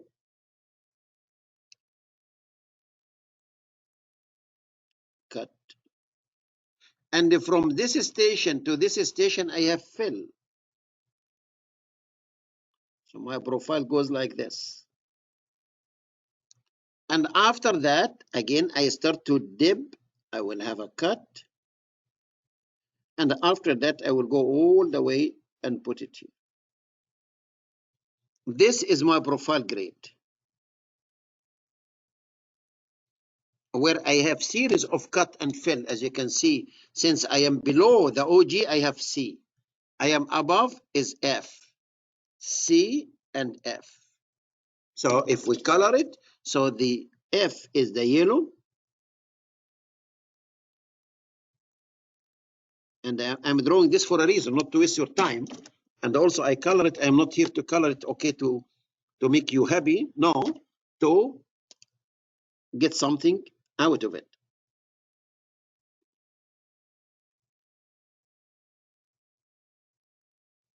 My kids, when I was teaching the PE one time, they attended the class with me in Los Angeles. I used to travel a lot to Los Angeles and Hayward and Las Vegas and San Diego a lot. So one time they saw me coloring. Daddy, is this what you do for the PE? Just you color it? I can do that. I thought, oh, yes, you can color, no problem. Kids, come and they were young, about 4 or 5 years old, and they were laughing when I was coloring. So if you look to this, you will find that this is a transition from cut to fill. This, it must be high point. And here I'm transitioning from fill to cut. So it is a low point. And I'm transitioning again from cut to fill, so it is high.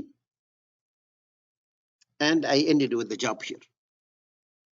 So how many transitioning points? 1, 2, 3. You need to know that. I have one high point, high, and one low point, and another high point. They should match, otherwise I did something wrong.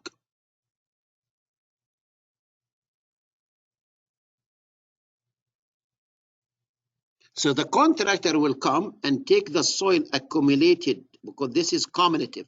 This here is called cumulative, not absolute value. It is better to word the word mass ordinate. They assume that you know the ordinate, which is the y-axis. It is a cumulative, not the absolute. I am adding the volume. I am cutting and adding up to here. So the volume that accumulated over this distance from here to here, station 4, for example, from 0 to this is 5,000 yards. So the contractor will take all this and move it to the fill section. And after that, we have another cut. We'll move it to the fill section. So first of all, the job is balanced. Number 2, I have 5,000 cut and 1,000 cut, so it's 6. He's asking how many cubic yards has to move along the job. I am moving from cut to fill, so 5. And he gave you all the answers here, 5 and 3 and 2. Making sense. So going back to the famous problem, Mr. Mansour problem. So I have here negative slope, and this is F. This is positive slope cut, and this is a positive slope also cut, and this is negative slope is fill. So in this case, the Mr. Contractor, what he will come and take this soil and move it from here, from the cut,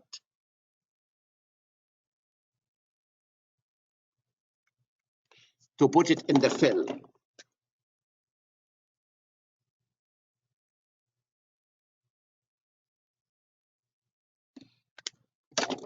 This way. And he will do the same thing here. He will take the cut and move it to the fill. Negative slope and positive, we should not forget that, please. Okay, and this is a forward and this is backward. I have 2,000 yards here. This is how much the cut. And I have another 1,000 here. So it is 2,000 plus 1,000 is equal to 3,000 cubic yard, and this is the answer C.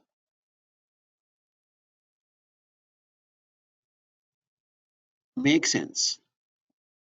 Look at it again, and if you don't agree with me, don't take me to court, please. Okay, I hate to go to court. Okay, so if you disagree, we can discuss it next time.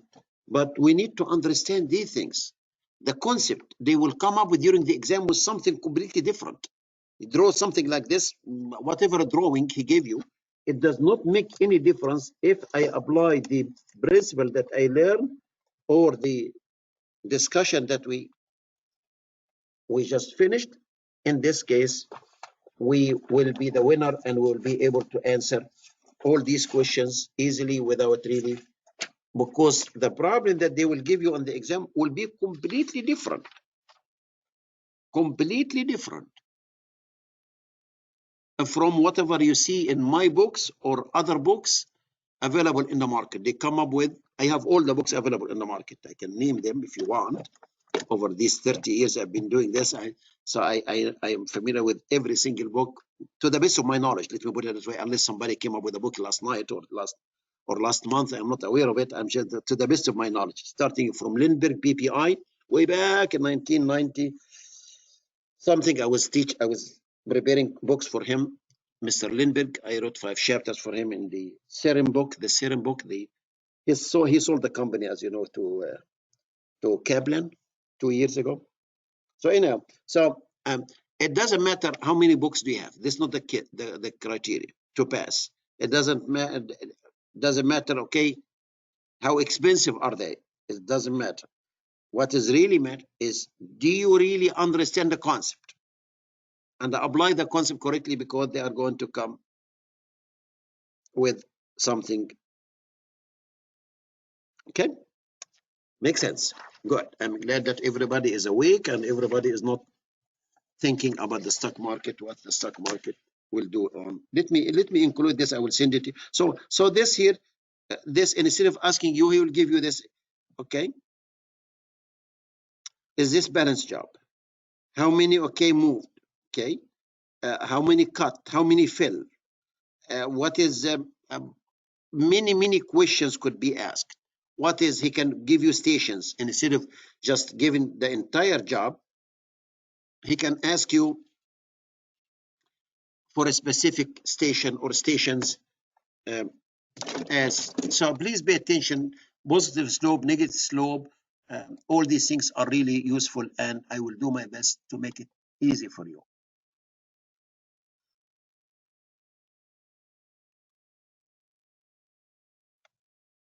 Yeah, it must be cumulative, my friend. Yes. Okay, so cumulative, always cumulative, always. This is, they did not put the word cumulative, but if you go to all my books, to the best of my knowledge, if I didn't do it, it could be shame on me. Or let me see, I don't know. Let me see if I can include or I look to any mass diagram problem I have, or mass diagram section. I should put the cumulative, with the word cumulative. If I didn't put the cumulative, it is not correct.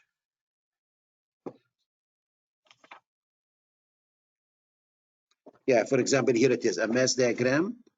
I put it on one of my books, that the construction book, cumulative volumes for cut and fill. It must be cumulative. Cumulative means additive. And in the description here, and also in my illustration, even sometimes I use the word adjusted cumulative. If he didn't tell you the word adjusted, is not a big deal. That means that he used a cumulative without any adjustment, because we need to adjust the cut and the fill, as you know. Sorry, adjust the cut. We don't adjust the fill, is taken unity, as we explained. So it could be, but here, if you look to the description given in my book, what is the ordinate? Ordinate represent the cumulative, which is the algebraic sum of the quantities, cubic yard or cubic meter. So this is, the ordinate is the y-axis. The basic definitions or definitions I give in all my books, for example, this, the construction book.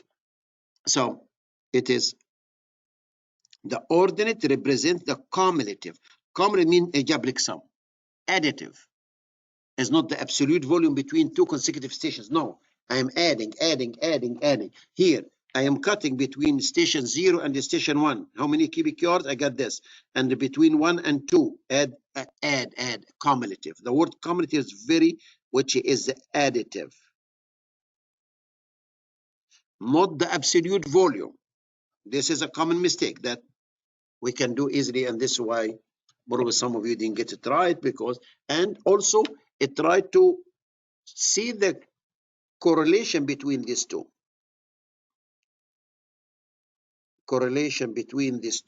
It's like sometimes I give you this and ask you generate the mass diagram. Where is the OG? This is the OG, the dotted line here. Sorry, or let me put it here also OG, and the profile grade. The profile grade is this is the one that you come up with as a designer. Make sense? Okay, good. I will include this with my notes. At least you can look at it and let me know if there is anything that still needs some kind of illustration from my end. The quantities. Quantities are extremely important. And this is a construction PM. I'm still in the construction PM because this is their day to day.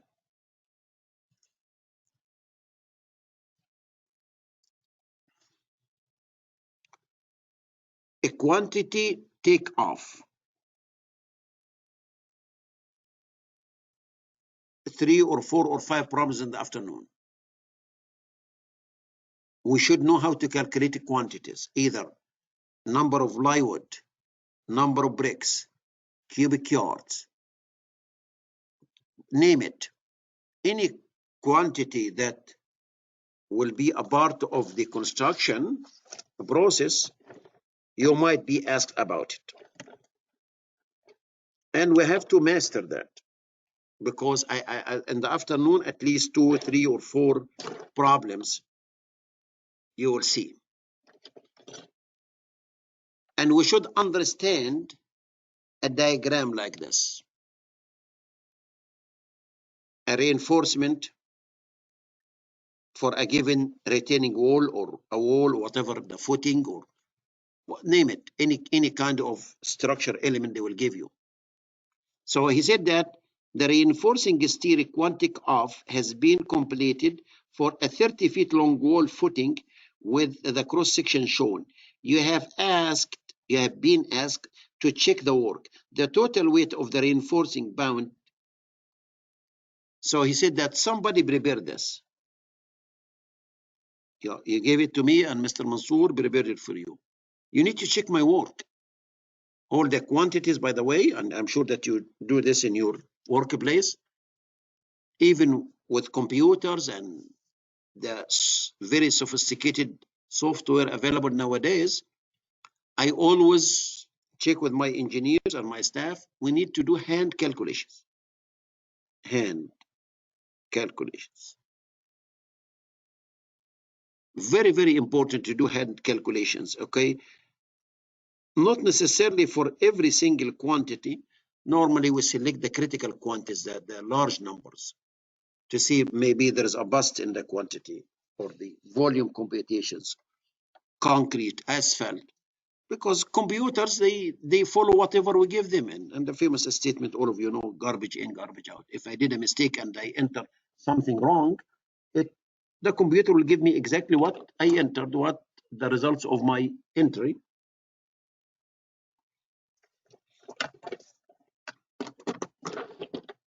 Here, no. Okay, so there is a wall. This wall, or this footing, sorry, L is a footing for wall, okay, 30 feet long. So here it is. This is a cross section.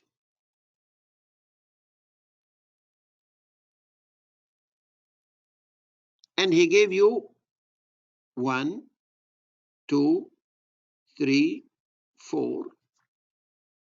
And he gave you the number and the length, unit weight, and the weight.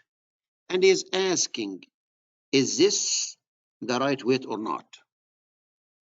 The 2,633.6. And he gave you the answer, C, 2,634, rounding, bounds. So he's telling you, if this number here, this matching this, is this correct? If this is correct, that means that I would select the answer C.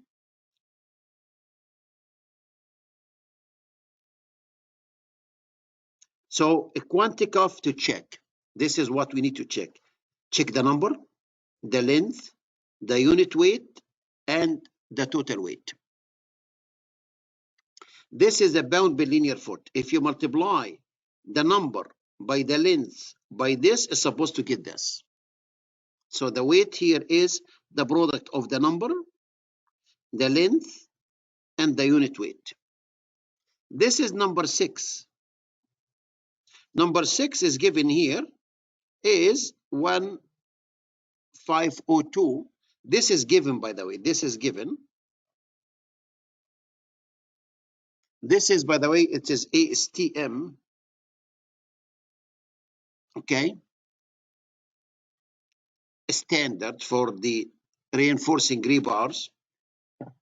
Number 3, he gave you until number 9, but as you know, we have number 10 and number 11 and 13 and 14 and 18, and this is an example for a rebar. Here it is. This is number 11. Okay, so they give us the weight, pounds per linear foot, and the cross-sectional area of this rebar.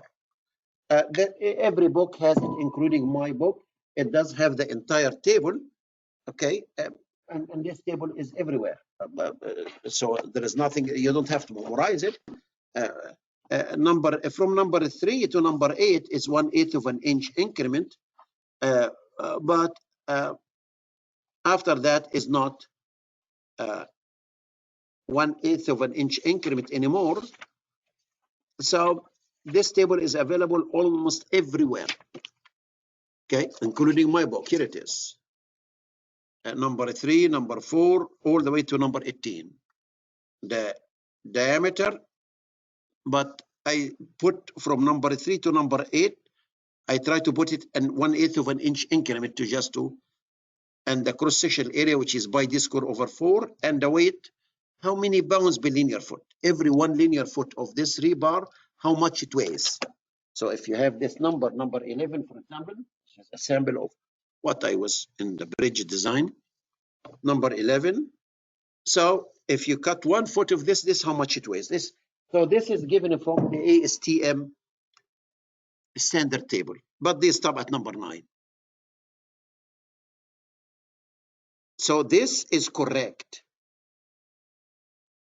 And this is correct. What needs to be checked is this Quanticoff to check. So I need to check this. And we need to understand what is given.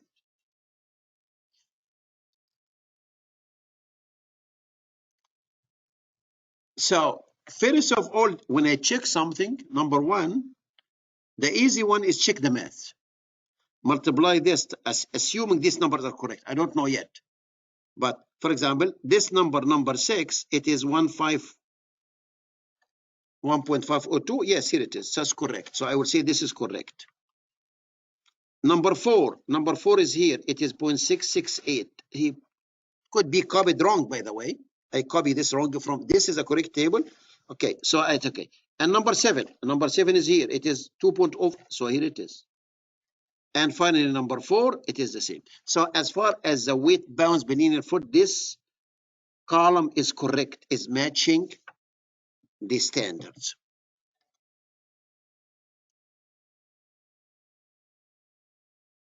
I check this very quick. This is an easy check. The second easy check is the math. If you multiply this, time this, it should give you this. Assuming that this is correct and this is correct. I check this is correct. So this is done. Bingo. I put a check mark next to it. So if you multiply 60 times 5.5 times 1.502 times, mathematically, I got 495.66. So mathematically is correct. But I don't know the length is correct and the number is correct or not. Okay, 14. Enter 29.5 times. You multiply this 0.668 times 275.88. So mathematically is correct. Math. I would say math. And 119. Enter 4.5 times 2.044 times. I got 1009. So mathematically is correct. Math is correct. And finally 30. Enter 3.8 0.83 times. You multiply it by 0.668 times. I got, oh my God, you see, if you multiply this time this time this, you will see it is 76.75. So he forgot the decimal place. Oh, sorry, he moved the decimal place. If you multiply 30 times this, give you this. So 30, one more time, 3.83 times 0.668 times. So it is, so this is math is wrong.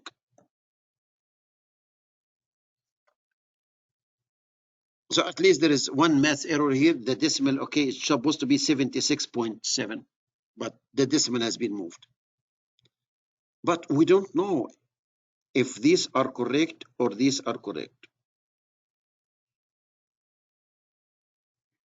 So let me tell you how to do that.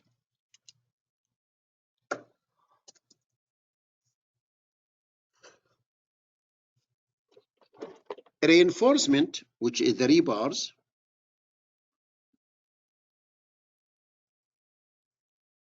there are two types. One, a transverse, and one longitudinal.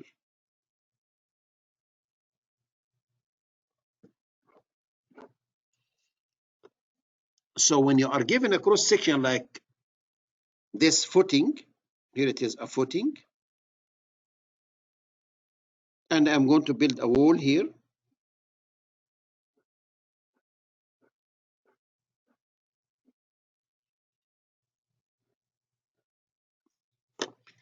The cross section that is given, it shows, for example, like these bars.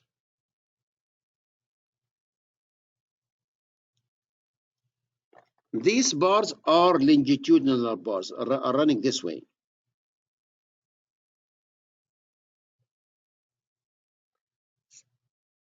Either top or bottom, could be top also. So when they cut, you're cutting the bar, so you will find them as a circle, solid circle, like this. So this is,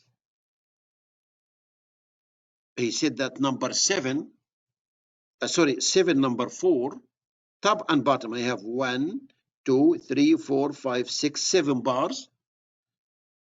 These bars are running this way. These bars are running this way along the entire length. Do you see that? There is another group of bars. So those are the longitudinal bars. Those are the longitudinal. Those are the parallel running. So the longitudinal, those are the one running parallel to the member, either a footing or a wall. Parallel to. The transverse are perpendicular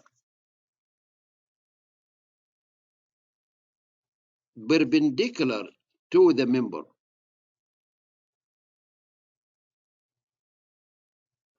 And this is a huge difference. You'll find that I do have a bar like this and a bar like this.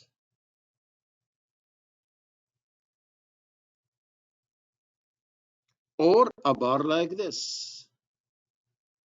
A bar like this. Those are a transverse.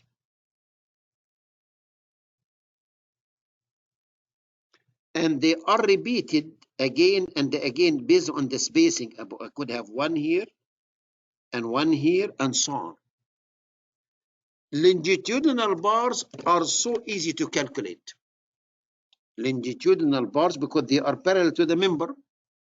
So it is the length of the member, length minus the cover. Because we don't put the rebars. Have you ever seen a member that the bars are shown outside? No, we keep something is called minimum cover by the ACI code, 1.5 inch, 2 inch, 3 inch. It depends on that. There are 3 tables. I will be glad to give you the 3 tables. So the cover per ACI code, not by me or by you. Okay, I will be glad to provide you. So the length of the bar minus the cover at both ends, because this footing has a beginning and has an end, like your PE preparation has a beginning and has an end. You started, so the end, it should be very soon after you go to the exam in October and pass it. This is the end of it for the national exam, and after that the seismic and surveying will come later on if you decided to go with California, if you are in California.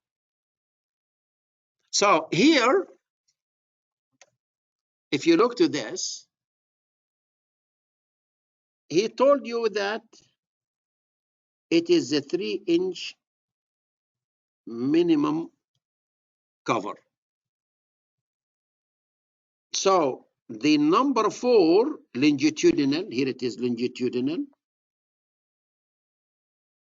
I have 1, 2, 3, 4, 5, 6, 7. 7 and 7, the number is 14. It's correct. And the length of each one of them, I have 30 feet, but I'm leaving 3 inches at the beginning and 3 inches. So 3 and the 3 is 6 inches. So I am leaving half a foot, so 29.4. So this number is correct.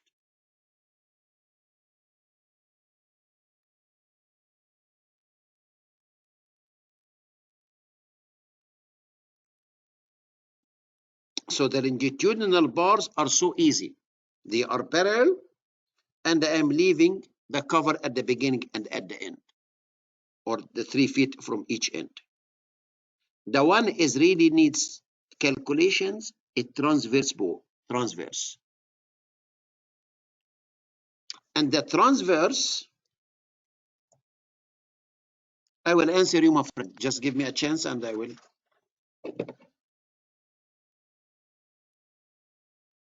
The transverse,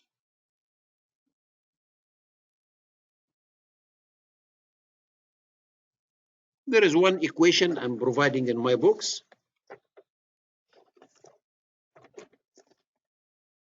And this equation is a correct equation. There are some books available in the market. They forgot to put the one, or they did, or ignore it, or they maybe it's for simplicity is.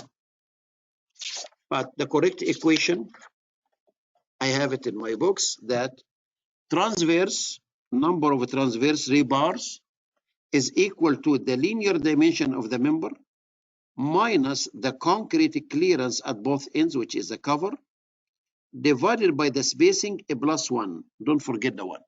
So we're saying that the number of transverse bars is equal what? Is equal to the linear dimension of the member, which is the length of the member, length, minus cover at both ends, divided by the spacing, transverse spacing, and don't forget to add 1.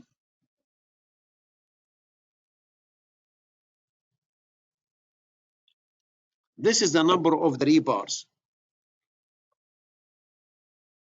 Why? Let me just take,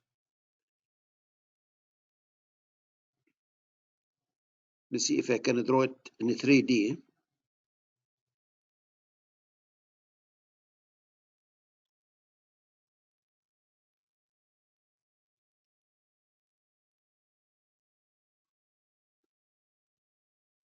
I have the cross section, we cut it and show it to you. So let's assume that I have a transverse bar like this.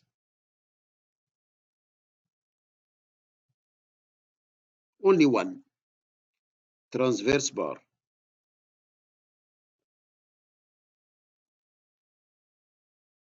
At 6 inches on center, OC. And let's assume also 3 inch cover.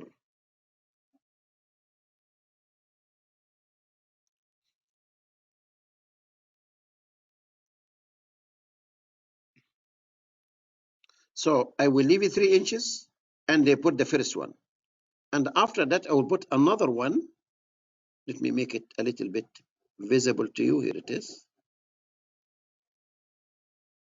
At whatever depth. The distance from center to center, this is what he meant. It is 6 inches.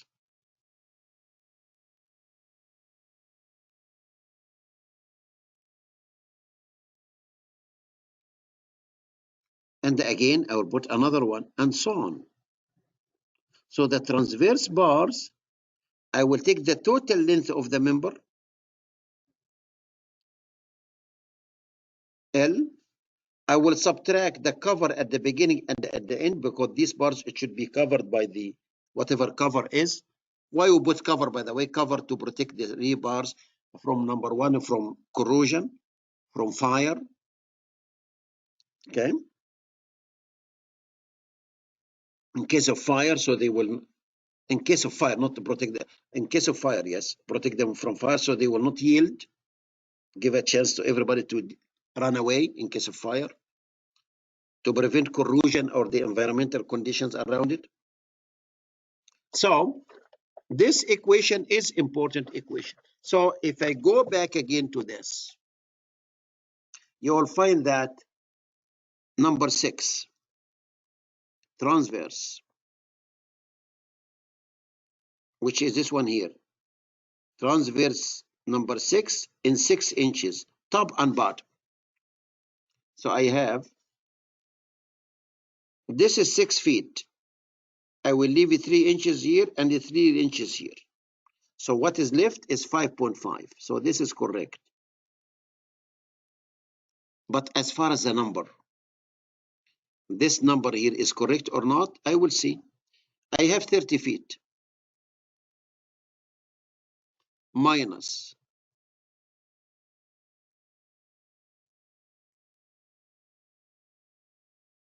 let's make it 12 inches a foot, minus, I have a 3 inches cover at the beginning and the end. 3 inches minus 3 inches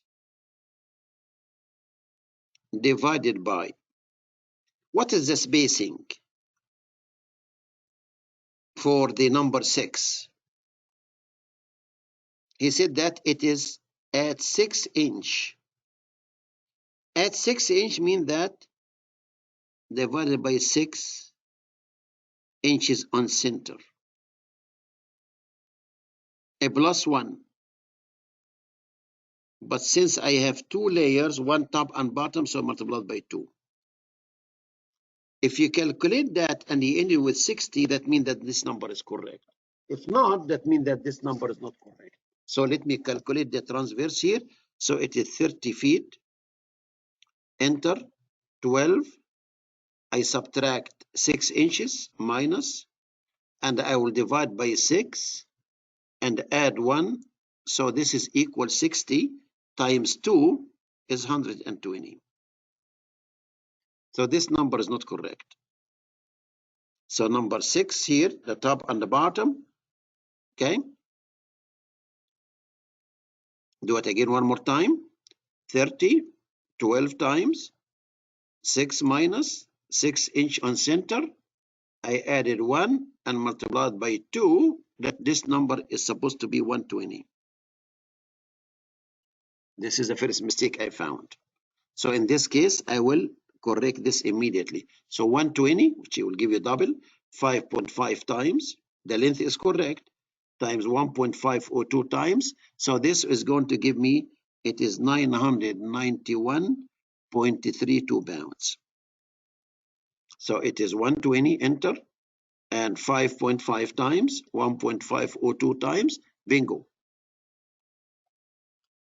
So this is the first number I found wrong. The second number here, this is longitudinal. They are 14, 29 and a half, because they have 7 top and 7 bottom. And we said that this number is correct because right now it's 29 and a half. This is the length. And so it is 14, enter, 29.5 times. 0.668 times. Bingo. So this number is correct. I will write it here. The correct number is here, 27.5.88. I still have two, the back and the front. Back face and the front face. So I have back face and the front face. This is number 4 and this number 7. Start with number 7. Where is number 7? Here it is. Number 7, he has 42 inches. And if I go all the way down, another 2 feet here, which is 24, so 42 enter, and 24 plus, and I will need to subtract the cover, which is the 3, and I need to add this hook here, which is 12 plus, so this is 75.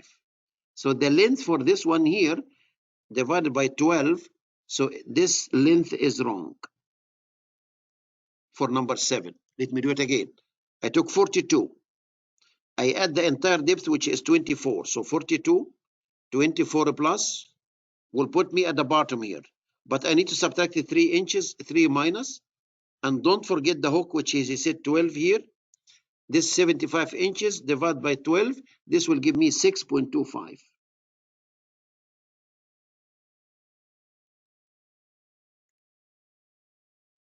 Let me calculate the length for the other one, since we are here. This is 19. So 19, enter. I will add 2 feet, which is 24 inches. Subtract the 3 minus. And I will add 6 plus 12 divided 3.83. This is correct. Let's look to the numbers. For number 7, is it 119? Number 7 is it at 3 inches on center. So number 7, I'm going to calculate the number to be, it is 30 feet long times 12 minus 6 inches, which is a cover,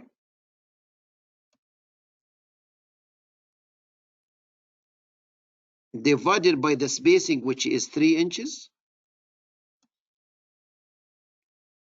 a plus 1.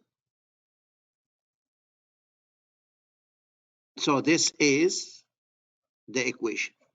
So 3, 0, 12 times, I will subtract 6 inches for the cover, divided by 3, and a plus 1, give me 119. The number is correct, 119. And number 4, which is the last one, this here, number 4. Number 4, I will do the same story. This is, but this is at 12. So I will take 30, enter 12 times, and I will subtract 6 minus, and I divide it by 12, and I will add 1, a plus. This will give me 30.5. I will say that this is 30.5. I will call it 31, not 30.5. So in this case, this number here is 119, enter, 6.25 times, this is a new length, times the unit weight 2044 times, give me 1520.23. And finally, the 31 times 3.83 times 0.668 times give me 79.31. If I add them together, all this, so this will give me a total different from the total given here. It is 991.32, enter, 275.88 plus, 1520.23 plus, and 79.31 plus. I got 2,866.74 pounds of steel.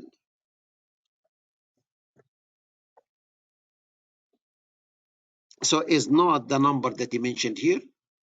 2866, probably this will be my answer, D, the closest one. Do you see the difference between this problem and the mass diagram problem that we solve it together? If you understand this, it's a piece of cake. It takes about 20 seconds. But this, no, this is not a 20 second, or this is a minute or half a minute or 1.5 minutes. So we need to know how to do that. How to calculate the length, how to calculate the number of the rebars, the length and the, so the rebars or the reinforcement, there are two items we need to be aware of: the length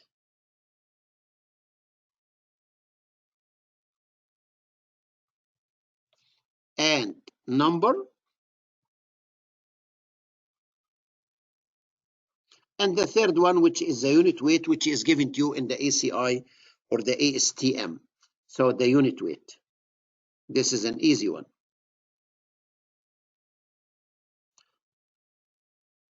So if I am able to calculate the correct number or come up with the correct number and the correct length and the unit weight, bingo, you are there.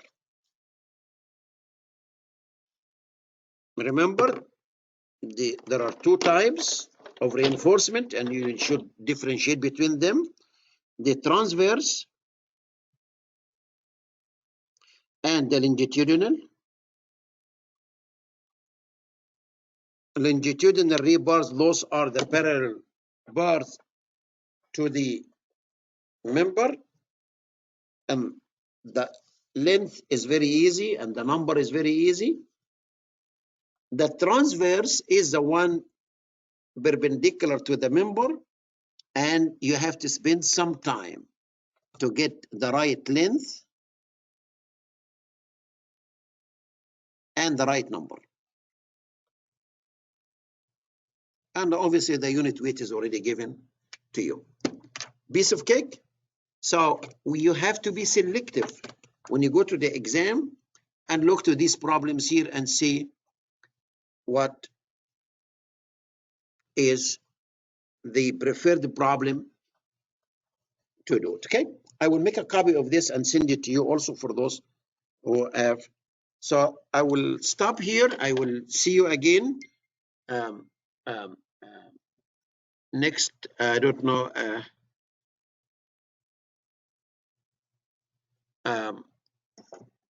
The 27 and the 28, and I will go over the I have a lot of topics on my head related to this. So, but I will do my best. So I will include this. I will include this. I will scan it and send it to you right now. Look at it again and please let me know if there is any question, or also email me also if you have any question about any of these concepts. And we need to do it fast and quick. And let me include this, and I will make a copy of this color and scan it and send it to you. And after that, I will go home to eat lunch or to eat dinner or whatever you like to call it, and prepare myself for tomorrow. I have a class tomorrow again. Oh my God, again. That's fine. I will see you tomorrow for those who are taking the transportation. And enjoy the rest of your day. Stay safe and pray for me to stay healthy, and I will pray for you to stay healthy. And do your best to understand the concept, and I will do all my best to help you as much as I can. And good night, everybody. Email me if you have any question. And thank you very much for coming today, and we'll continue. And this recording, this is recorded, by the way, and I will ask the people are helping me or my assistant to do it, to load it on the YouTube or our site. I don't know. I think they have it in YouTube right now. So, and so you'll be able to watch it again if you'd like to view it again one more time, just in case. And let me know if you have if you find a typo or a mistake or an error. Please let me know, and I will look at it, and I will be glad to correct any. Okay. Thank you very, very much. Okay. I have to leave right now. Thank you very much. Okay. Bye bye.